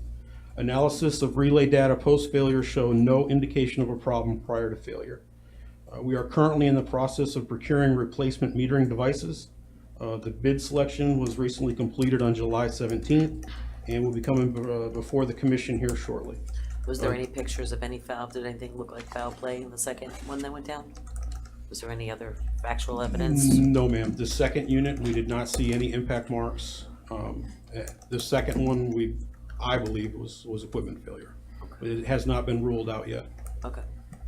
The new units that we're trying to get have a 20 to 22 week lead time. On this slide, while no 2 outages are the same, even though we had the same device fail, the outage in June was completely different from the outage in April. Thankfully, the lessons we learned in the April event carried over and were instrumental in reducing our response time to get service restored to our customers. System load and temperature in April, the load was 55, the temperature was 77 before the tie went out. In June, the load was 73 and the temperature was 81. For the GT2 unit, we were able to get the unit online 104 minutes faster than we did in the April event. So that was a reduction of 97% time. The first block of customers were restored to service 94 minutes sooner than the April event, for a reduction of 72%. And the tie line restoration was a little better with a 22-minute reduction over the April event. But there's so many external pieces to that, getting clearances, getting FPL switchmen, state reliability coordinator to isolate the line. That's about what it takes anytime we have to take that line out. The final report from NETRAC has not been released from them as of yet. They are currently requesting the failed A-phase CT core from the June outage to assist in finding the root cause. Currently, all devices of this type and class have been removed from our system, so we cannot have this event again.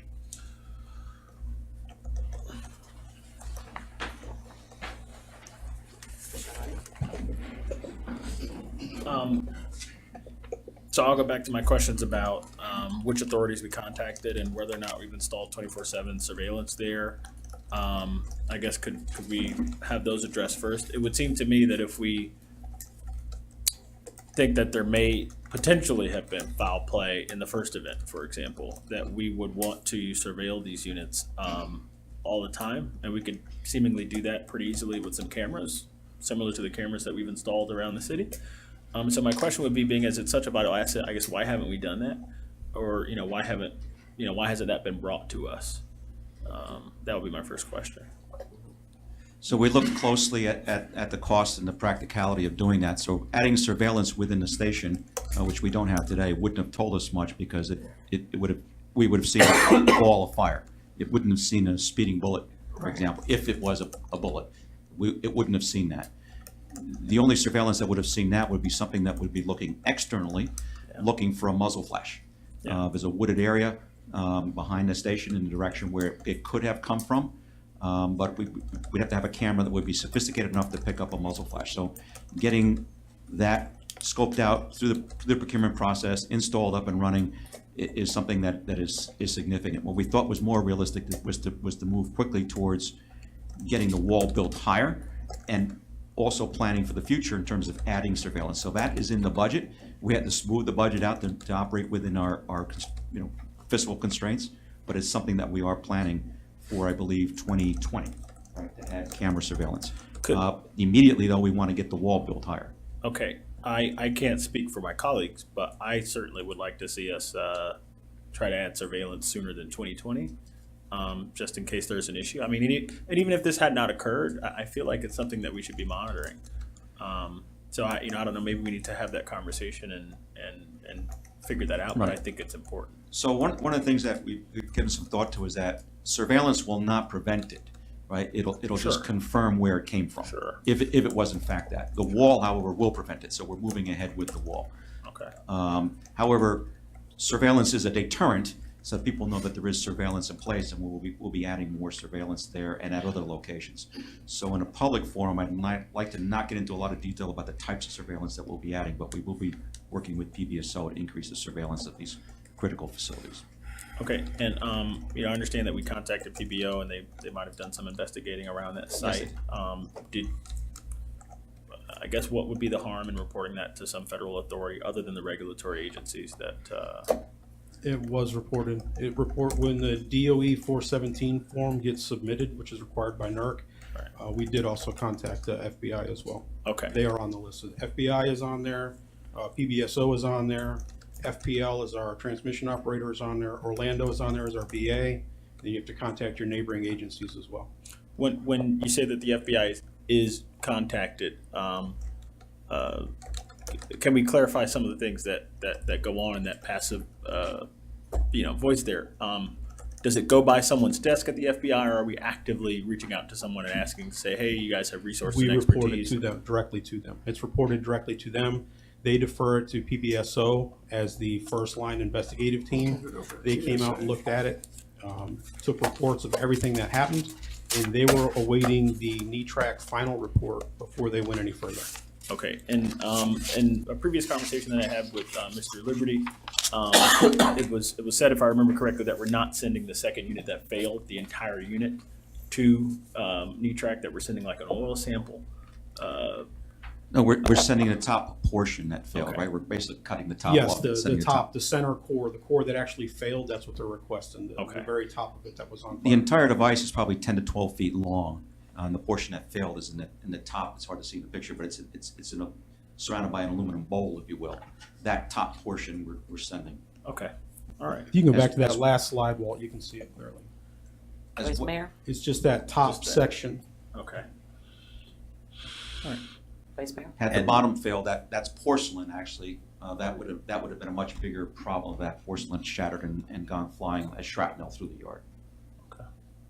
Vice Mayor? And going back to the wall, after seeing the fence and reminding me, I've been to all these different locations, it reminded me that I think the wall would probably be a lot better in, most of these cases. I know you were trying to soften it in some of the communities, but I think that if we did a mural project in these neighborhoods and gave them a wall, a nice mural, I think that would be much better than the fencing, because the fencing to me is a problem waiting to happen. Right.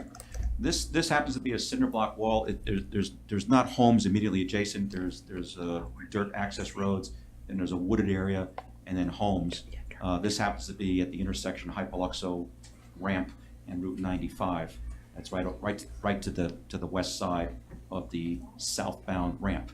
But even along the railroad tracks with the fast train now and everything, how cool would it be to, take the fast train through Lake Worth and see cool, beautiful murals on the side of our walls? Absolutely. Mr. Maxwell? Thank you. And thank you for your presentation. Would you go all the way back to your first slide, please? That was the one, I think that one. Yeah, there you go. So the CTs on the left were installed in 1973. They were manufactured in Well, they're 1973. manufactured, but That when is were they correct. installed?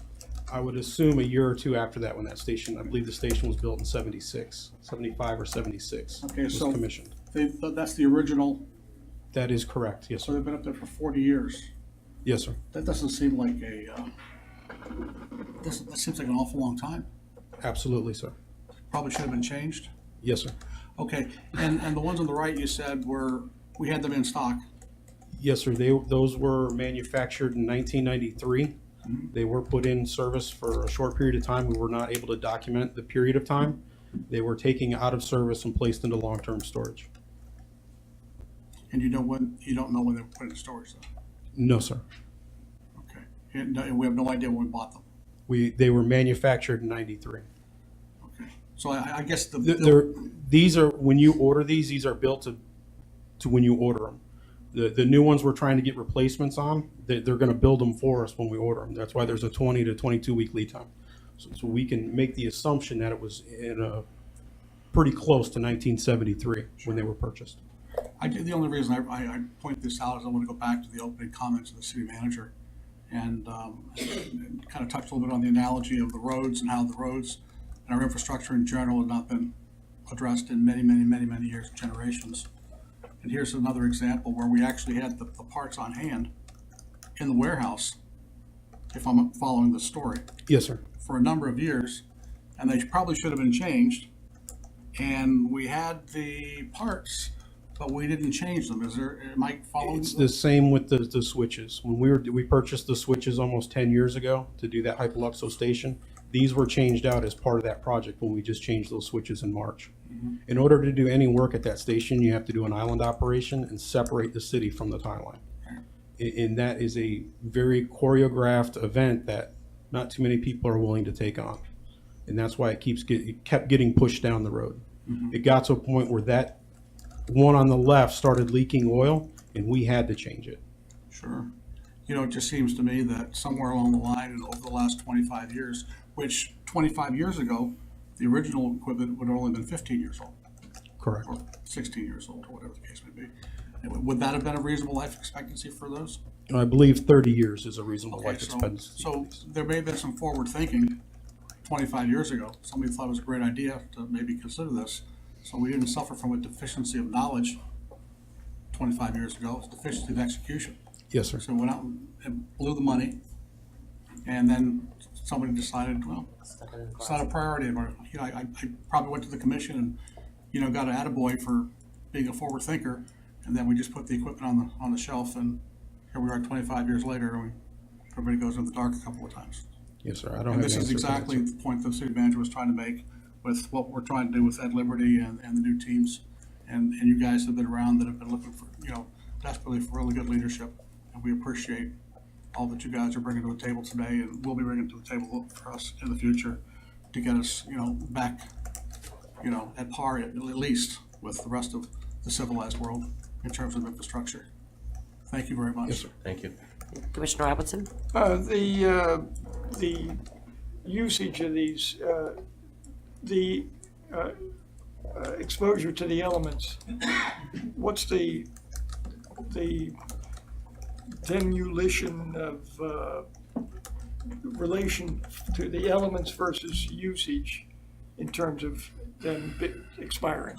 And they have a 30-year life expectancy, and they're designed for mounting outdoors. Outdoors. That's what they're designed for, sir. So going to, any facilities ever enclosed? There is a few new ones. Miami just built a huge one, internal, fully closed, but they used Isobus to do it. Very expensive. So it's very rare to see them enclosed because they'd have rather large cooling needs. And when you enclose them, you're typically building into a smaller footprint, and the gear becomes much more expensive because it's typically encapsulated in an inert gas, a gas we call SF6. It's got a long chemical name that goes with it, and it's a horrible greenhouse gas factor. So there would be no savings in security or maintenance? No, it's not unusual to see higher walls though with open roofs, because they're made to be in the sunshine and the rain. But for decorative purposes, you know, the wall and The sound. elements don't matter that much in it? Not too much, no. Okay. What is the approximate size of this unit? I mean, we're looking at it this way. What was it, how tall? 12, would you You say go to that before? one slide, the last slide, so is George, Say one of the guys standing it's next to quite it. I mean, large. they're- Yeah, they're 10 to 12. That's sitting on the ground. Yeah, 10 to 12 feet tall, and then they sit installed on a pedestal that's in its own right, another 8 feet off the ground or so. So they're At quite high, least, yes, sir. not quite high up in the air. So when you're talking about building the wall higher for security purposes on it, does that need breathing space too on that? I mean, does it have to, Well, the wall is around the perimeter of the yard, so it'll be going probably. the walls around the perimeter of the whole yard? You're not just Yes, talking about the yes, unit itself? Exactly, the whole yard, exactly. Okay. We want to protect the entire yard. And is there any kind of, I mean, looking at that slide before, I mean, it looks like bullet activity in at least that first incident. On and the that's sign, yes, ma'am. on the signage area, and then an impact of some sort to the unit itself. Mm-hmm. Is there any, is a concrete wall, forgive my ignorance on this, is concrete wall bulletproof? Yeah. But it's a deterrent. It'll It's a bounce in a different direction. Yeah. You can shoot through a You block can wall. shoot through a block wall. Somebody's Yeah. got a That's what I thought. bazooka in Yeah, their but house. at what distance and what level of accuracy? We could certainly fill the concrete wall, cinder block wall, and pour and put steel and reinforce it. We're taking a look at that. Kevlar. Kevlar, we could put Kevlar mats up. I don't think it's necessary. Well, We can But, use all the old jackets from PBSO, you can recycle. Yes. does it, Sorry, Commissioner Robinson. does it have to be a concrete wall? I mean, is there a cheaper wall? That's what I was Because thinking of, bulletproof. if there's a wall, you're not gonna be able to shoot at, or, you know, anything in particular because you can't see it. So it doesn't have to be a concrete wall. Well, we want it to be capable of sustaining the ballistics, Right. but we also want it to be Category 5, and so it doesn't blow into the buswork. You know, have something that comes loose and goes into the yard either. So. And that's the cheapest wall is concrete block. Right, and that's what's already there today. Okay, So we're talking about going a few courses higher on the existing wall. Okay, as long as it's economical. Right, and then the next after that is the second tie line. let's Uh, go. Yeah, here we That's go. later down the agenda. Yeah. Thank you. That's next. Keep moving.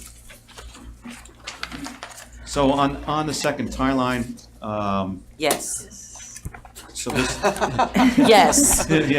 yes, I made the bold statement, say it's no longer an economic decision, it's a must-have. Yes. And I'm now talking quite openly about, down the road, a third tie line. A Were we second- told that by a former utility director, what, 5 years ago? All right, well, About- now we're gonna do it. Okay. So, we've been in discussions with FPL about bringing a second tie line in together with FMPA. FMPA is our transmission planner. They assisted with transmission planning exercises, and they've been working with us and with us when we talked with FPL about options to bring a second tie line into the city. FPL has been extremely receptive. We have floated some design concepts. They have countered with some design concepts of their own, so it's in discussion. What I can say is that if you look at the picture, this is something that was contemplated many, many years ago to bring this into what we call the Canal Road substation. And that substation was built with a spare bay or a spare station or plug-in location, if you will, to accommodate another tie line coming into the city. So it was contemplated by people who sat in these seats many, many years before we did, and we're going to execute on that plan now. That's the most logical place to bring a second tie line into the city. When we talk about a third tie line, there's another location for that, but this is the place to bring the second tie line into the city. Can you explain where the tie lines are now? Well, the tie lines that we have now are only in one place, that's at Hypoluxo Road. And there are two circuits from FPL that feed that one point. They refer to them as Cedar 1 and Cedar 2. They come into the Hypoluxo Road substation and loop in, or switching station, and go loop in and loop back out. Well, you would think though, that's always been my question, that if you have two lines, why are they going into the same place? If you're looking for, to have a chance, Actually, like you yeah, were to- there is a logic if to it. you were to get a hit on a line or something, you would think that you wouldn't want the other line to be in the same area. Well, those are the two main feeders to a number of municipalities up and down this section. I know that Boynton, I think Delray, Quantum, a number of other locations are fed off these tie lines. So one actually carries the customer load, and the other is the express feed, and you can operate on one or the other, so it gives you redundancy. What happens here is they come to one point at the end of the line, if you will, and then we have a single line from that point into our main yard and out to Canal Road at 138,000 volts, then we step down to 26,000 to 4,000, depending on where we are in the city. So we really have that single tie line. We have no alternate path. So the concept here is to bring another tie, like a Cedar 1 and Cedar 2, same concept, but instead bring it into Canal. So we're talking with FPL about where they would literally snip in or plug into another line that they have, loop that through the Canal Road station, and back into their system. So there would be two lines coming into Canal, if you will, and two lines coming into Hypoluxo, then single from Hypoluxo to the main yard, and then single from Canal to our main yard. Plus we have a bunch of 26 kV sub-transmission loops. Getting more technical, but we have more flexibility around Canal Road than we do Hypoluxo. So that's where it makes sense to do it. Commissioner Hardy? Sorry, I asked you recently some questions in writing so that I could have the answers in writing. And I appreciate your getting back with me on that. Am I gonna get my grade, or I have to wait? Are you gonna post it on the bulletin board in the morning? I have, He's still a teacher. He's got a red pen. Okay. Grammatically, yes, you missed it. one, As long as I score better than Walter Jen, I'm doing good. maybe I'll It's on ask the for curve, things in right? writing from everyone here, and we'll grade you on the curve. I asked you how we might finance a second tie line, and you responded basically there were three ways, one of which seemed to be a long shot, and we can kind of discuss that. But the first was a lump sum payment. And I guess my question to you, first of all, how would we what would be some options for financing such a lump sum payment? So you talked about lump sum payment, you talked about a transmission rate adder. You also talked about how you might be able to recover some of the costs from FP&L's customer base, which would obviously lower the cost to us for the upfront investment. Could you, I guess, go into those financing options for us? Sure. So in building a tie line, what FPL would need to do, they'd need to make some modifications to their system. Let's call that Section A. Then there would be a Section B, which is the actual extension from their system to Canal Road. And then there's Section C, which is improvements we need to make at Canal Road to receive the power. So there's some question as to whether the work that FPL would do on Section A would have benefits to all of their other transmission customers. Correct. If that is the case, and absent the court proceeding, FPL is the entity that makes that decision. If they made the decision that that's good for all their other customers to make those modifications, then all of the other customers of FPL would help pay for it. And when I say by all the other customers, all other customers who benefit from using the FPL transmission system, which is their retail customers, but also their wholesale customers. Section B is a radial extension from them to us. That would have to be paid for entirely by Lake Worth Utility. And Section C is the improvements that we would make at our own facility. That's at our own cost. And so your belief is that FPL is obviously unlikely to determine that Section A improvements would result in an improved level of service, I guess, for their customers on their circuits. Correct, and we would have to make the argument as a part of a negotiation to see how far they're willing to go as to whether they should recover that cost from all of their customers or recover it solely from the city of Lake Worth. We're not at that point with them yet. Okay. They have included a proposal to do that, but it's embedded with some other stuff. It's confidential, so I can't, which will be a part of the power contract discussion. So I have to hold off on discussing that further at this point. Madam Mayor, follow-up. Okay, so we're working backwards here. That was option 3. Option 2 was a transmission rate adder. Could you go into that, and what would the implications be for our ratepayers? Correct, so the And methods for that could be either, the cost of supply. right, could either be a lump sum payment. So for X amount of dollars, we just give them a lump sum payment for the work. Or they basically finance it and recover the rate from us over the energy that we flow through that line over time. Over about how many years? would they Probably expect? 20 years or more. Okay. So it would be an adder to our transmission rate. So we'd basically be financing it from them. They'd be providing the service and adding it on. We haven't gotten to that level of discussion with them. These are the types of things that are typically done. So basically, the transmission rate adder would amount to like a mortgage payment. Exactly. Okay. Exactly. Okay. But I point out that could be expensive because they're allowed to charge you their allowable rate of return on equity for that type of an investment, which would be considerably higher than our cost of debt if we were to go out and finance it ourselves and pay them in a lump sum. Adjustable Okay. mortgage. Which leads to the first option, which you mentioned here in writing, was a lump sum payment. And I guess what would be our options for financing a lump sum payment? Obviously, that can come from a number of different sources. But what would be your So that, we would have to take a look at that in terms of our overall portfolio of capital requirements. So what is our overall capital requirement? All the capital projects we'd be seeking to do, as well as this one, we could fund them out of continuing operations to the extent that we can reduce our operating costs enough to still maintain a 3-month reserve and have excess cash, if you will, to pay for that, or issue additional debt. We do have debt that expires in November or October 2019 associated with the Stanton power plant that we take power from, that we're a participant in that project. Is that coal? Is that the coal? The coal plant, correct. Coal, okay. That generates about a $1.4 million annual savings. I'm looking to Jennifer, the numbers person. About a $1.4 million annualized savings in operating expenses when that debt rolls off. That, together with other cost savings, could be used to support additional borrowing in terms of bond to pay for such an investment. Okay, I would just say that if that's the route that we go, and if there's any ability to do it sooner than 2019, when interest rates will probably be higher than what they are right now, I would ask that we try and do it earlier, sooner rather than later. Can we finance now against the money that we'll see in return at the conclusion of the Stanton?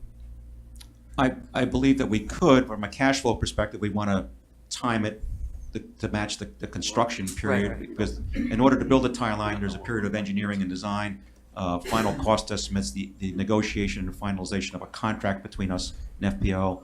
Then they have to secure the right of way, and then order materials, begin construction. So realistically, we could be looking at into 19 before we need substantial amounts of money. So we now have a new director of finance, so we'll be meeting with the director of finance and talking about our overall capital requirements, which would include the tie line, and then understanding what else the city needs to do, what our bonding capacity is. I can selfishly look at just the utility, but I know there's other things the city needs to do, so it needs to fit into that total picture. Although this is a very high priority. So basically, those two are kind of aligned in regards to timing. If we were to say, yes, And that would come offline by the same time we could do all the other Right. groundwork before financing would even Our- be required. Our intention is to move the tile line forward as fast as we can physically absorb it. Commissioner, I'm do you sorry, have a follow-up on that one? one final one. You also talked about asset sales, that could potentially finance, at least a portion of a second time. Could you talk a little bit about that in public? Sure. We have transmission assets that we own, the Hypoluxo Road switching station, which is connected to the bulk electric system. In terms of value to the city from owning it, I could say that we don't need to own it to get electricity to the city, and we've got assets tied up there. So we could consider, and I'm not proposing at the moment that we do that, but there's a lot of work that would have to be done to see if it makes economic sense. We could consider selling that asset to FPL. They would then put it into their rate base, if you will, for transmission assets, and we would continue to take transmission service. And the cost of that would then be recovered across FPL's transmission customers, of which we are one. The value of that is that we would not have to maintain that station into the future. We would get back the investment that we've made in it, so we would get that cash back, which we could then deploy to pay for other things like the second tie line. That's something that can be considered. We don't get a lot of value out of the cash that's in there, and I say that because FPL would not shut us off, meaning that it's not as if we sell it, we suddenly can't get power through it. It's gonna continue to be used to deliver power to us. They could not shut us off. FERC would not allow them to. So it basically mean transferring that asset to their books and us getting our money out of it. What incentive would they have to purchase it? Increase in their asset base on which they earn as an investor-owned utility. Okay. Their earnings are tied to their assets that are invested in the ground, providing used and useful service to their customers. Okay, thank you. All right. That is one potential avenue, and I wouldn't want anybody in the audience to think that and run out and say, "Oh, we're going to sell it." That's something we would evaluate and see if it has economic merit, and if FPL would be willing to buy it. Is there anything else on the tie line? The tie line is inexorably tied to the power plant. Yes. And that there's a larger discussion coming down the road with respect to the power plant. The power plant basically backs up the tie line. And once we have a second tie line, this aged power plant that we have would have a different script written for its future than today. All right, let's take a quick break and we'll come back with the next item. Thank you.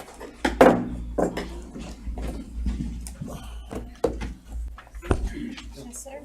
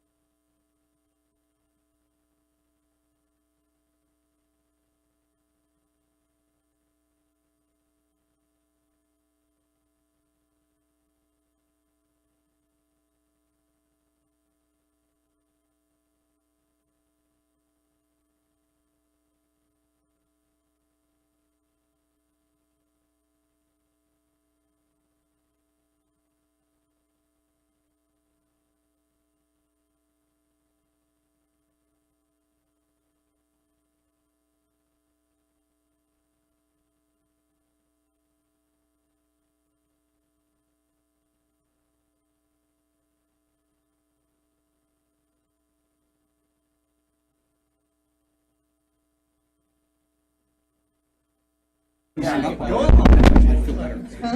Mayor, we're live. All right, everyone, find their seats, please. We're going to resume this Tuesday, July 31st, special city commission meeting. Moving on to new business, item 5. That would be 5F, 5F. distribution reliable indices.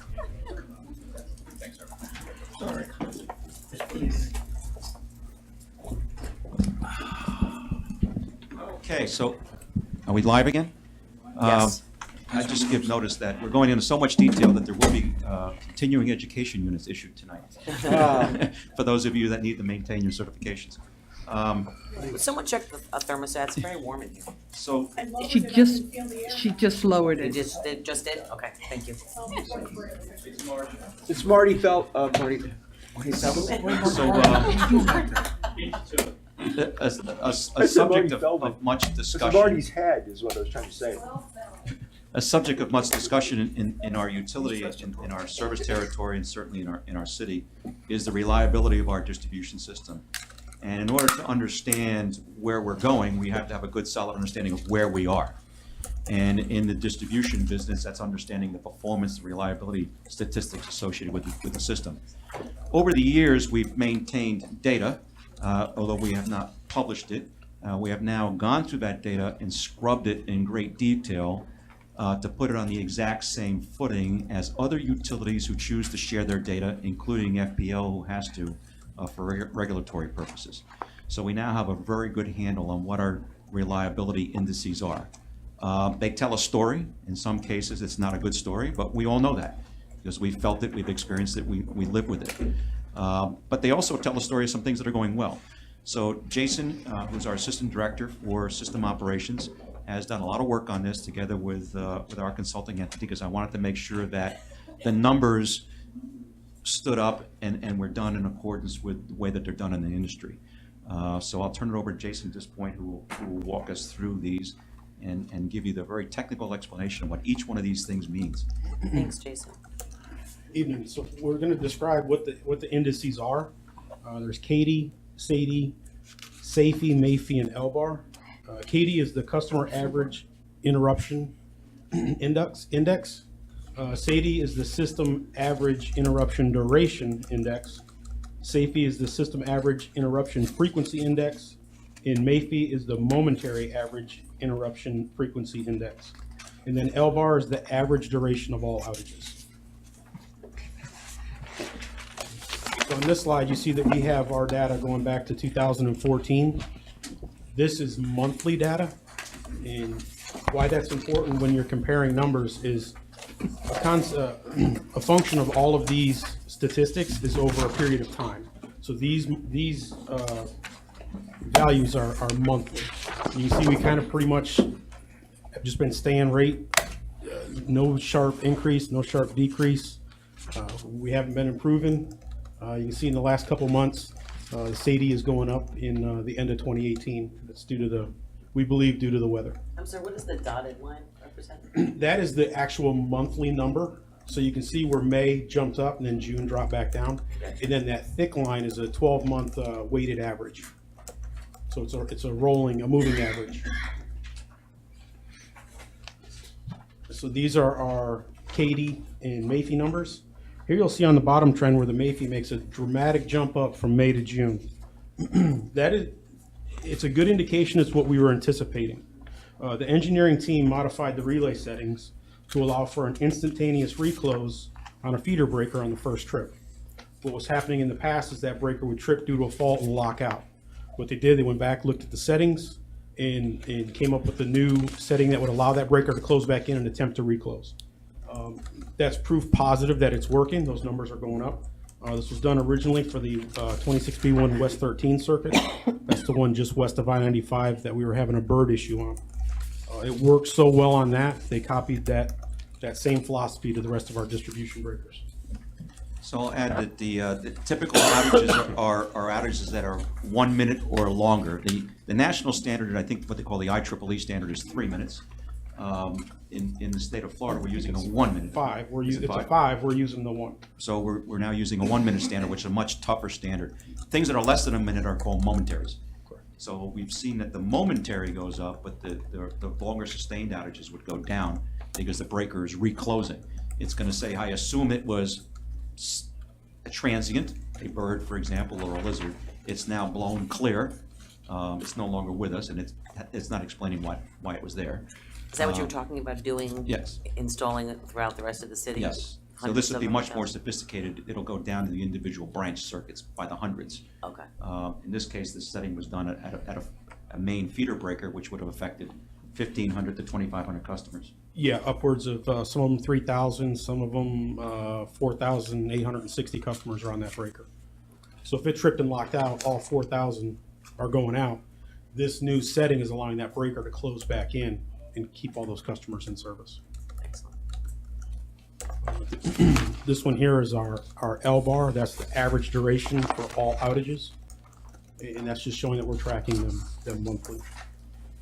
We were asked for a city versus county / Palm Springs comparison.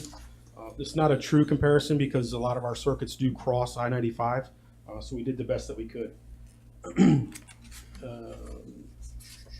As we see here, the Sadie and Katy out west are higher than how they are in the city. And we believe that that's due to the larger circuit size.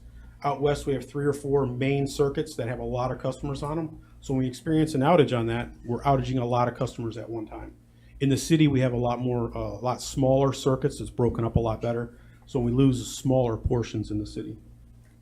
And conversely, we see the L bar is higher in the city. We're attributing that to the lack of access that we have in the city. A lot of the easements are you can't get in, backyards. Out in the county, there's a lot more access to get in and make the repairs. So that's why we're seeing the L bar higher in the city. Now these are yearly comparisons. Lake Worth is on there, FPL is on there, and then FMPA members. The other letters that are on there, those are all other municipalities. We couldn't outright name them in this document. That's why we just used generic letters for them. But in this one, this is the system average interruption frequency.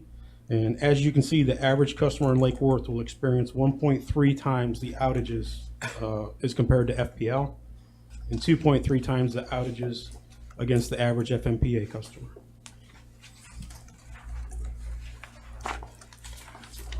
This is the Sadie, which is the system average interruption duration. Our average duration is 2.7 times that of FP&L and 1.5 times that of FMPA average. This one gets better. Katy is the system average interruption duration. Here we're actually leading the charge. So even with almost 3 times the amount of outages as FPL, we're able to clear those faults 31% faster than FPL. So we're number 4 for clearing the outages. We have more of them and larger ones, but we're clearing them faster than a lot of the other municipalities. It's making the best of a bad situation.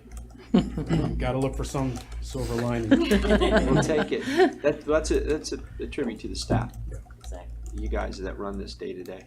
And as I said, we can't begin to improve until we have a Not good to understanding forget. of just where we are.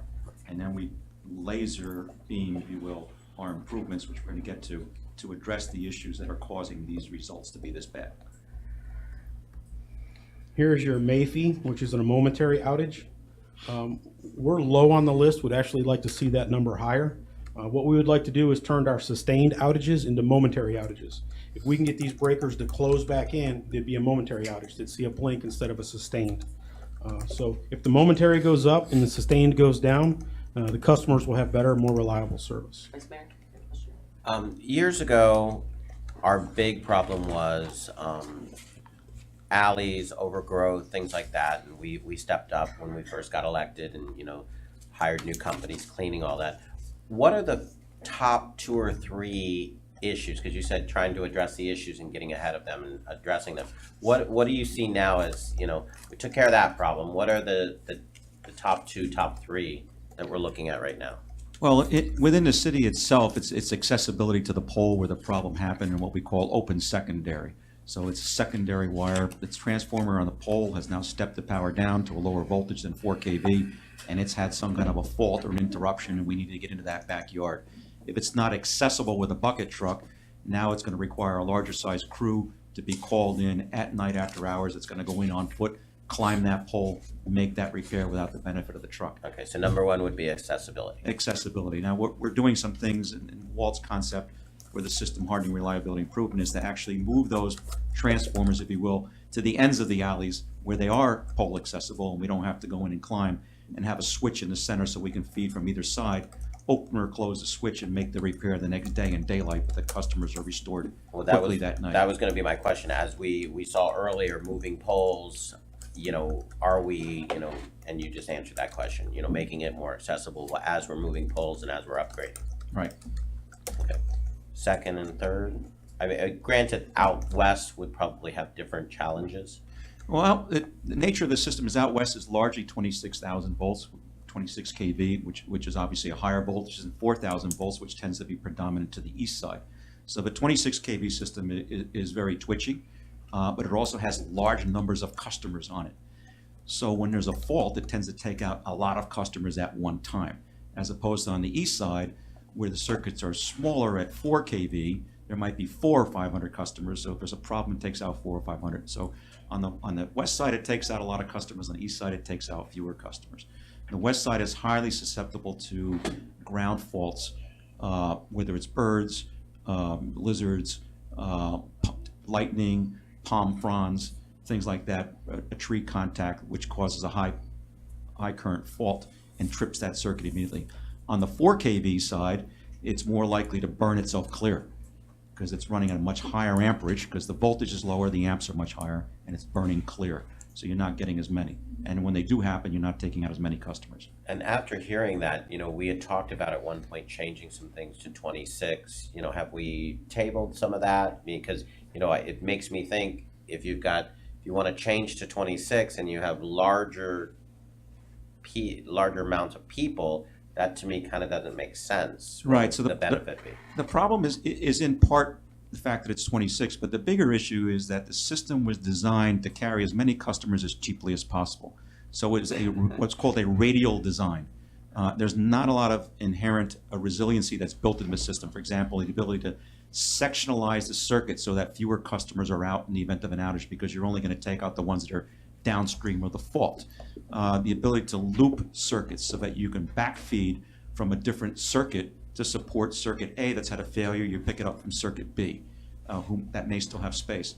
So the system wasn't built to have that resiliency. What we're doing as a part of this project is staying with 26 out there, but adding the sectionalizers and the reclosers and the ties circuit to circuit to make it behave like a loop system, even though it was not built as a loop system. And then as we do this work on the east side, when we start to upgrade circuits so we can carry more customer load, we may still go to 26 on the east side, but to build those reliability improvements in, so we don't say to folks, well, the good news is we can carry more load, the bad news is they're going to be out more often. We want more people at one time. Exactly. We want to build it with reliability in mind. The focus is deliver the amount of energy that needs to be delivered at a higher rate of reliability. Sales pitch. Commissioner Hardy? The work that you guys are doing on West 13, would that include some of the things that you discussed? Yes. Okay. And there's also some fundamental structural problems with the West 13 with poles and equipment that's in very bad shape, that threatens the entire system from operating at all on that particular circuit. The 05 is, we're going to get into that in a little bit. That's one of the worst Yes. areas. Right. Okay. So the fixes in general, I mean, we have a difficult road ahead of us for the next 2 or 3 years, but we understand what needs to be done, and we have the resolve and the people to get it done. And we have the financial capability to execute on it. Thank you. Is there more slides? This one is LBAR, average duration.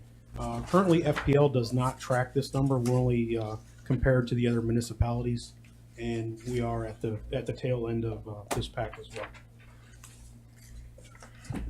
These are direct comparisons. FPL only publishes their data yearly, so we can't do monthly comparisons. So this is our comparison to FPL yearly, going back to 2014. Our average SAIDI is 109 versus 58 for FPL. And year-to-date, we're still 30% higher than FPL's 4-year average. I'm sorry. So, just run this one again.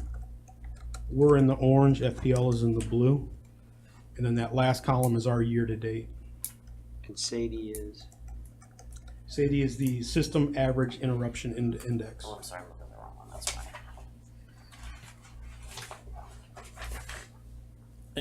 Okay, so our, Which is the average of minutes a customer has a interruption duration. that's just, we're higher. Right, it's not a good number. And that's a sum. Commissioner Hardy? I'm sorry.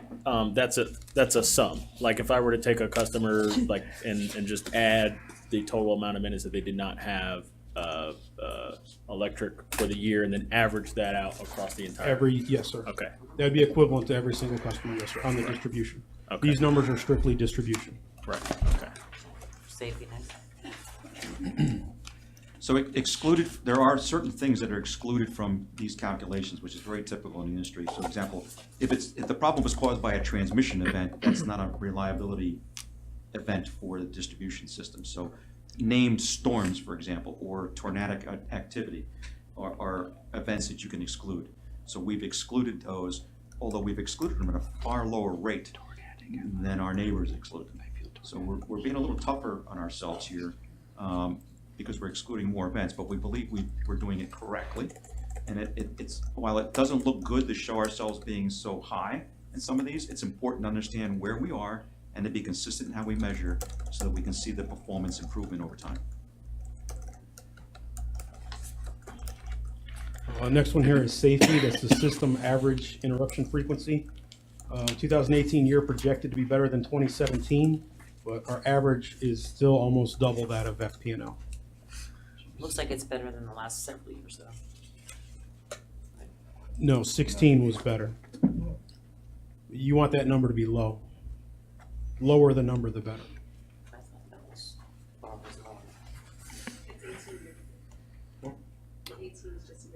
Yeah, 18 is just year to Oh, date, gotcha. so that's just the average year to date.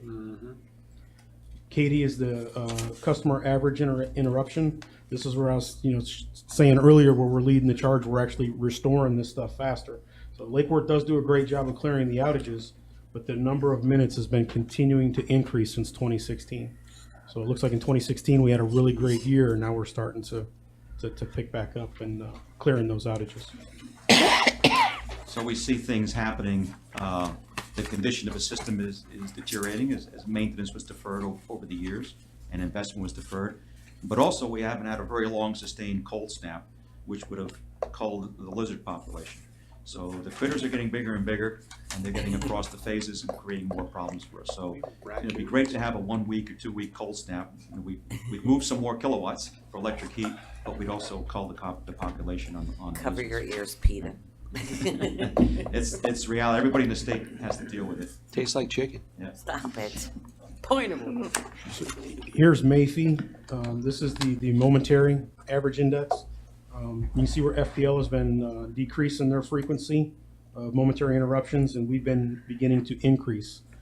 We would like to see that go up as long as we can sustain a decrease in sustained outages. We'd like to make our sustains momentary. This is a list of the major outages that have occurred over the last 6 months. As you can see, the top 3 are all transmission related. That's what's kind of put us on the front page. The one we had planned, that was that approximately 37-minute outage we did at 3 in the morning. And that started the whole event off, making repairs to the transmission line. And then we had the 2 CT failures back to back on the transmission line. Let's see here. As you can see, a lot of these outages, if you look at our cleared times, 26 minutes, 38 minutes, 31 minutes, 43 minutes. We're out there, the guys are out there hustling to get these outages corrected. But if you also look down at the causes, a lot of these causes, vehicle versus pole, vehicle versus pole, vehicle versus pole. You can see on the next slide, these are the aftermath that we've been dealing. The majority of the large outages have been vehicle versus pole, or you can see the one on the left where pole fire took the entire circuit out. Mainly attempting Congress. Those are not easy to clear and get back up. The one in the center there on Lake Worth Road, we were able to pick up almost the entire circuit within, I think it was 36 minutes. The on-duty crews were able to isolate that. Vice Mayor? It looks like some of these poles, or most of these poles, are the older wooden poles. Are, by upgrading to the cement pole, does that help us? Or are you seeing just as many in the cement poles when cars hit? The majority of the ones hit have been wooden poles. Fortunately for the other aspect of it is with these incidences, to my knowledge, there was no report of fatality.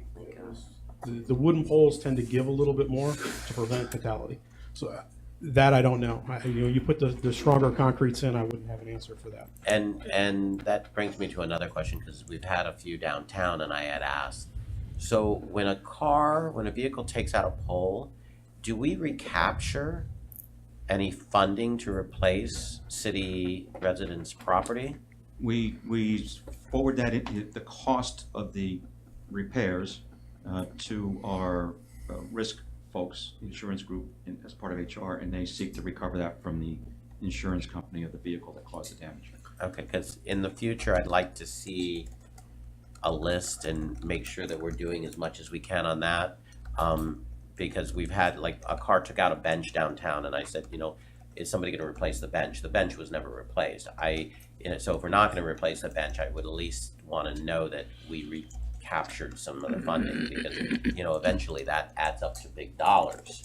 And, especially out here, we have accidents all the time, and they're taking out poles and stuff, but, I would like to maybe circle around and make sure that, or at least know what the numbers are that we're recapturing, They do it a lot.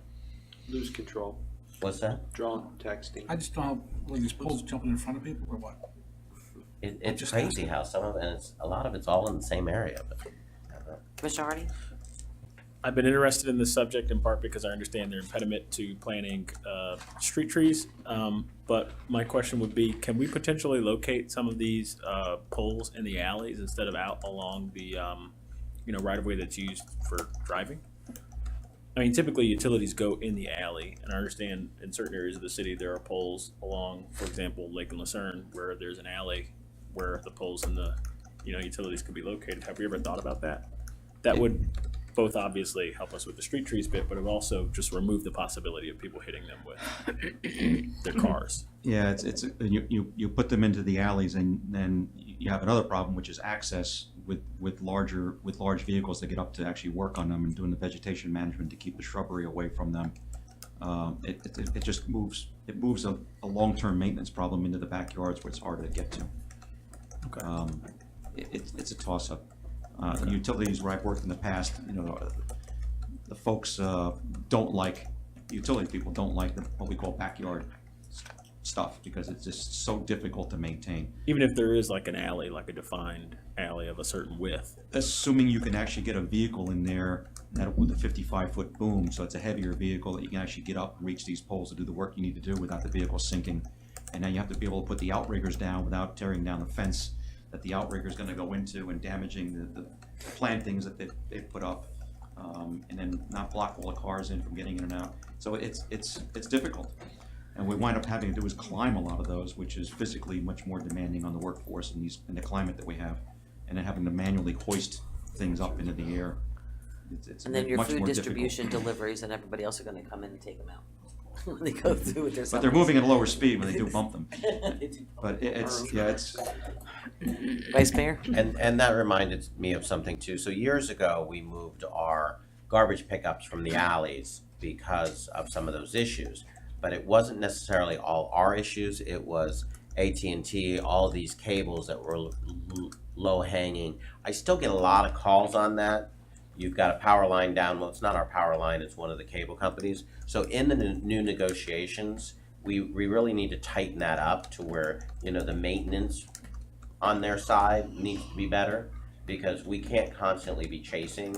I've seen our trucks not be able to come through or have to back up or have to get out and try to move cables because they are, you know, picking up in certain areas where these cable companies aren't fulfilling their, Walt Gill has been leading the charge in this together with Melissa Anderson and Brian King, Melissa Anderson at Tercivia, in developing new standards, as well as Paul Nicholas, that they'd have to there has to abide be an by. accountability too. Exactly. We also have statements in there that say if they don't correct the situation, we will correct it and we will charge them for Great. it. We don't want to correct it. We want them to correct it. I think generally speaking, the telecom companies and certainly AT&T have been dismissive and unresponsive. Absolutely. I'll say it publicly. I don't think they're respectful at all of our needs as a city. They've taken months to show up to move things and have delayed projects and gotten in the way. And that's not acceptable. And they literally don't care. They could care less. So we're trying to find a way to get them to act the way that they're supposed to act. And I don't think they're doing this just to Lake Worth. I think they're this way to municipalities in general. Thank you. All right, let's go back to reliability. Next slide, please. All right, so this is what we're doing to try to correct those numbers. Here's the location of the first 100. These are the fault rangers. They're called the AR360s. And these devices will actually flash. They'll flash red if the line relays out and the fault travels through it. So you can see where we have them all deployed strategically on that circuit. So when that feeder locks out, let's just use the pink one up to the left there. That circuit locks out, a guy has to ride that entire line out. Normally it used to take us about an hour for him to ride that out because you're riding it out with no traffic signals, you're fighting all the traffic and he's riding it out. Now with the fault indicators on there, we'll send him to the nearest one that he's located to on that circuit. If that one's clear, then we send him back upstream till he finds one that's flashing. Now the fault is between those, the first flashing and the first non-flashing is where the fault occurred. So we're able to get crews onto these to find the fault location in almost half the time to get these circuits back up. So they were so successful, we got another 100 are in procurement now to put them on the rest of the circuits.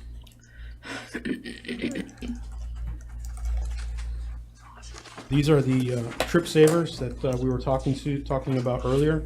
We got 81 of these in. They're supposed to be in this week, I believe Friday. We've already picked the locations. We actually picked 93 locations to start. In the event there's an issue with one of the locations, we can get them all up. These will be used as the first fuse point off the main line feeder, and will have the ability to reclose up to 4 times to clear the fault. So this will greatly reduce outages on transient The actual faults. size of one of those. They're about this big, 28 pounds. And are these being paid out of your regular maintenance budget?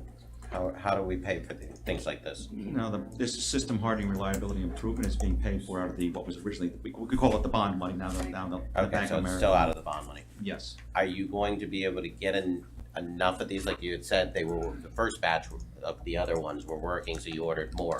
Are you going to be able to get enough to service your whole service area with the bond money? 800 of them. Again, not road bond money. Thank you. Yes. As Ed had spoken to earlier, 2 minutes. and we have 891 locations, but everything is coordinated. So you have what's called a transformer fuse, third stage lateral, second stage lateral, first stage lateral, then the breaker. We have identified 400 locations where we want to install these. I call them Big Brother, Ed calls them Big Blue. Big Brother next door has deployed 75,000 of these system-wide. By the end of the year, they're looking at having 88 to 90,000 of these deployed. The 400, I will be coming to you guys on the August 7th commission to purchase another 325 of these devices so we can get our system where it needs to be. And where would that funding be coming from? The ask? Yeah, the funding will be coming from the existing bond money Okay. as a part of our overall project. So the overall Not the project, road bond. It exhausts the money that we have. Okay. And we'll be raising additional funds, plus using cash that we create from revenue. So the important thing that I've told staff is not to stop their thinking at what needs to be done at the end of the pocketbook. We want to know what needs to be done, and then we will go get the money How to can execute we on get it. there? So that number is $30+ million, not counting the tie line. We will go through the money that we already have, and we will then raise additional money to keep going. So, and I don't have any doubt that we won't be able to do that. Before we get asked the question, why does FPNL have so many? We're only getting a couple hundred. It's because we're only 7 square miles. Right, and they're 5 million customers, and we're 27,000. Exactly, just want to make sure. So we put could that probably on the do the record. math on a device per customer, Might actually have more per but that's why. Thank you. Trucks are nicer. Want to keep going? This is our last slide. These are the 26 kV single phase reclosers. We have 5 of them currently. They just arrived the other day. We're going to take the first 5 and deploy them out west on the larger circuits. 3 of them will be used to break these circuits in half, so they'll be called midpoint breakers. So they'll be in the midpoint of the breaker. They will be closed. And then the other 2 will be on the open tie points at the very end. So in the event that that circuit locks out, we can open the midpoint breaker and then close that open tie breaker and effectively only lose half the circuit. This will also be of great assistance in the event we need to restore the system from a blackout on local generation. It'll break the circuit sizes up and allow us to continue restoration. Vice Mayor, one quick one. One last question. What's the time span to install one of these? And what is our advertising look like as far as the time period that this is going to be down? Are we pushing it out to those customers to say, we're doing work between, like we did last time, 2 a.m. to, I just want to make sure that we're staying on. These should not result in outages putting them up. No? The Okay. crews will put these up while energized. Okay. And what's the time span to The get average something? time, depending on location, can go anywhere from 30 minutes to 4 hours to install. But there should be no interruption. Okay, great. We say there should be no interruption with the No caveat. planned. We will put the system in what we refer to as single shot And for safety of personnel.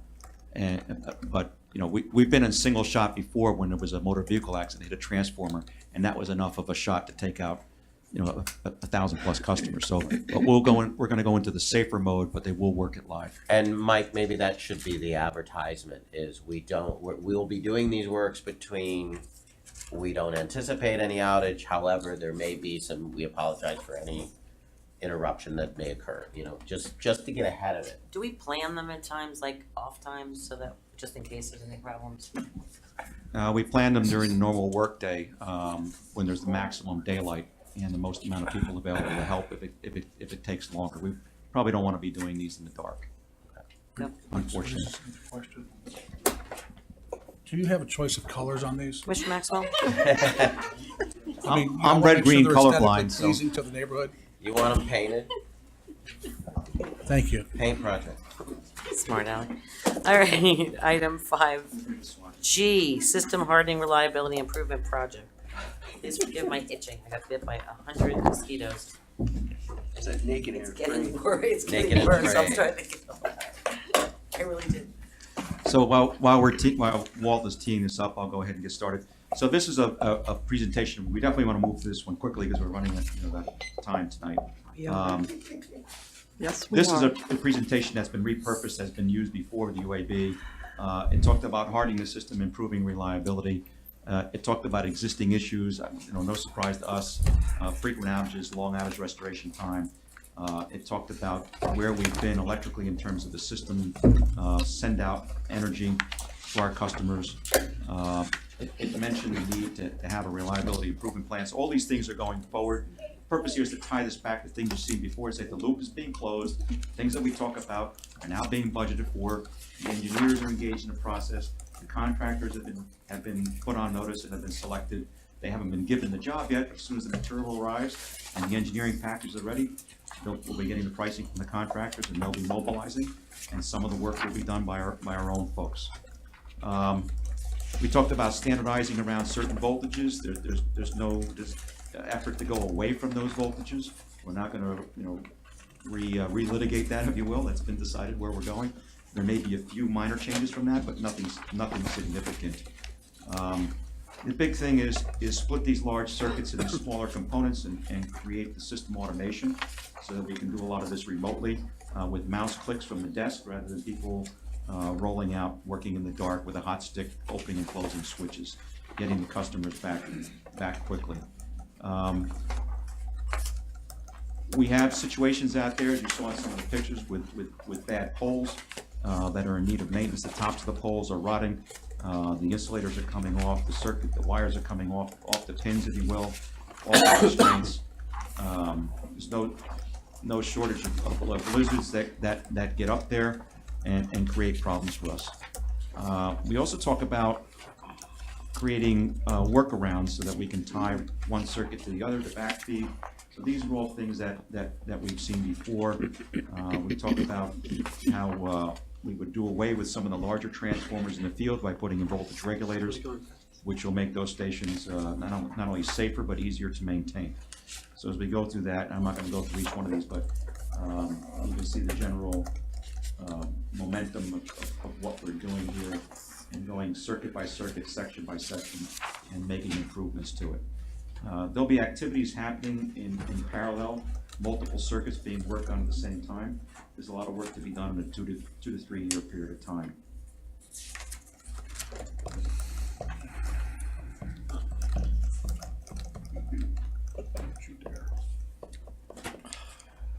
So a lot of, in the past, what was talked about, the paradigm was do what you can with the money that we had left in the Bank of America loan, right? What we did here in Phase B, this was what I posed to staff was, well, don't stop there, keep going. What else needs to be done? Oh, you want that list too, which we all agreed needed to be done. And so they came up with this additional list of projects that just keep going. And that's referred to as Phase B. So Phase A and Phase B together are nominally $25 to $30 million plus. And those numbers will be updated as we complete the engineering, get the bids in, and then look to move forward with those individual projects. How many million do we have? We have about 14.8, 14.5 Phase A. We'll be seeking to raise the additional dollars. So when you see the at the budget workshop, the next Stantec models, these higher numbers now layered into that multi-year budget and expenditure plan.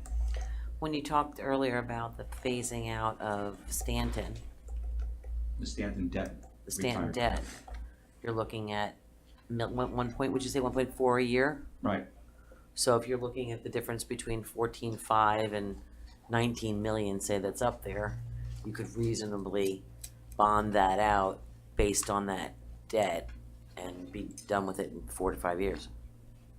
With the current rates being the way that they are, they're actually low for municipalities still at this point, aren't they? Yeah.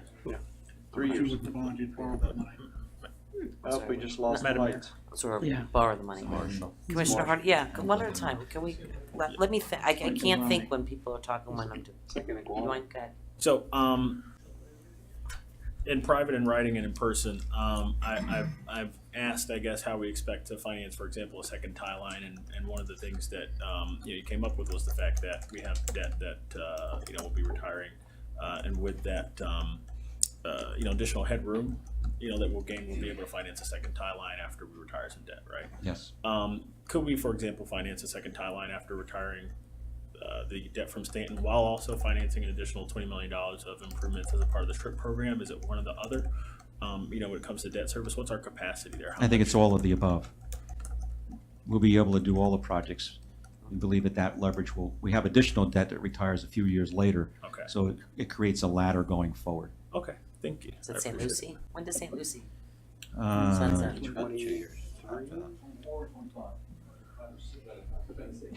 26? 2026. Do I hear 28? Sold.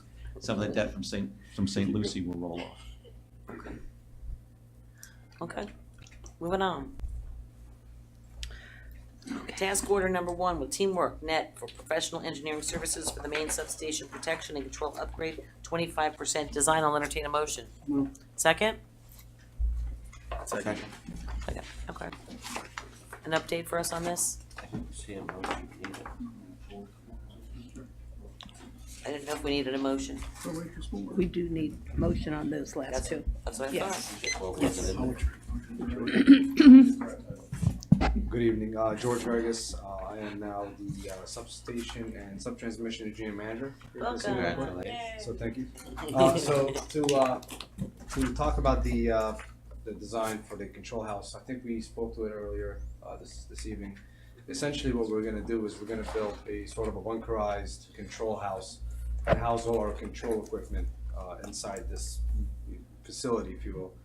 And this will allow to have a complete one-stop shop for all of our control equipment out of the main yard substation. Right now, it's sort of scattered. Some are inside the breakers, some are in the control house, some of the, or inside the systems operations building rather.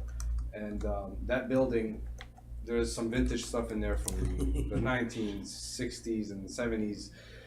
That's so nice of you to call it vintage. That was yeah, so it's- politically correct. It's been, yeah, you know, we don't have good schematics of it. Things have been kind of changed over the years to kind of modify it to where it works for our use. So, you know, the correct thing to do is to make a, you know, that one control house that we can add added protection. As of right now, we don't have adequate protection of our infrastructure on the 138 kilovolt system or the 26 kV. Specifically, not to get too technical, but the bus protection. We're not protecting the bus structure. We're protecting the feeders, we're protecting our transmission lines, but we're not protecting the bus structure fast enough. There's always protection that kind of takes over that's slower. And in electricity, speed is important as far as protection. You know, milliseconds is almost too long. So we need to be almost instantaneously protecting things. So that's the idea, is we want to be able, you know, we look back and we think, wow, we're actually kind of lucky that we haven't suffered any loss to the buses, yeah, to the buses on the 138. And that's, you know, we're talking with that today, like how long would it take us to recover from certain catastrophes that could happen in the electrical system? That's one of them.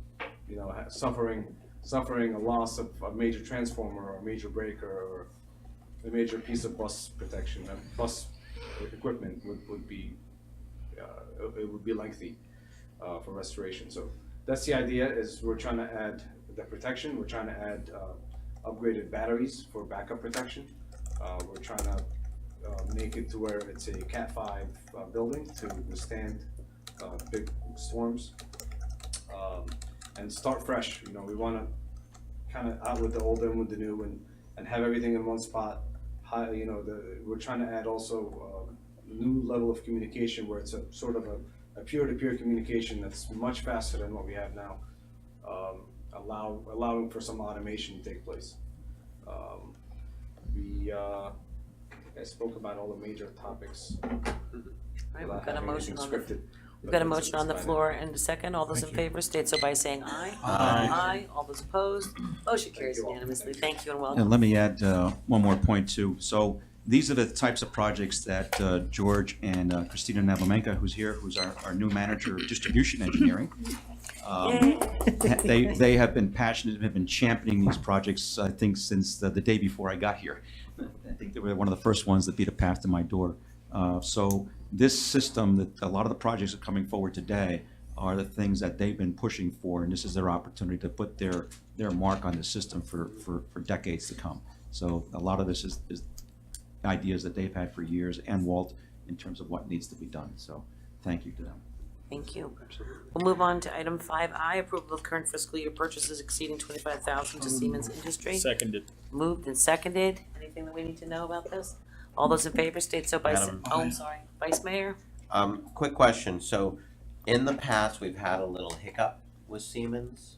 Have we cleared up some of those things? And where are we now financially with this project? Because we've gone over the 25,000 with the city manager, so what's the actual total? This particular item has nothing to do at all with the performance contract. Okay. This has to do with legacy operational technology systems that are in the field that require ongoing maintenance. Okay, I understand that, however, we had some hiccups with the other things.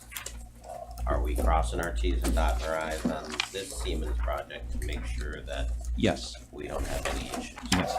And what's the total cost of this project? Yes, so essentially we're buying.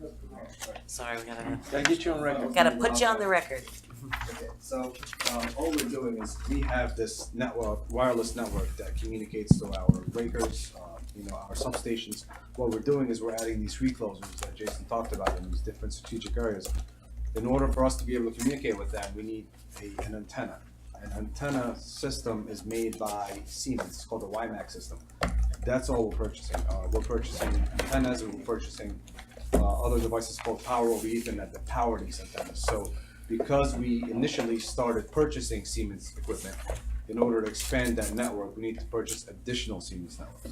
So it's not, we're not doing a Siemens project. This is all in-house engineering and probably in-house staff. If some of it might be contracted out. I feel a little bit more comfortable there. So we're just buying Siemens antennas that mount onto. And what's the total cost of this This antennas? purchase was for 6 antennas in the neighborhood of $4,700 and some dollars. Total for Total. that. I'm buying, again, But because each- we bought from Siemens before, we exceeded the 25,000. It's exactly right, and it wasn't even just the substation stuff, it's other facilities in the city. Now, we're buying 5 now, because we're buying 6 now, 1 is being a spare, and this is for the 5 reclosers we just received. Now, this is gonna be ongoing, every time we add an additional recloser, there's gonna be a price tag associated with making that SCADA compatible. Okay, thank you. Motion on the floor in a second. All those in favor state so by saying aye. Aye. All those opposed, motion carries unanimously. And I'll entertain a motion to adjourn. Motion to adjourn. Second by Commissioner Maxwell. All those in favor state so by saying aye. Aye. Thank you, staff. Thank You you, did an Mayor, amazing job, and welcome to all of our new faces at meetings. Thank you. And in the trenches with us. Get one of those charts, a lot of good information.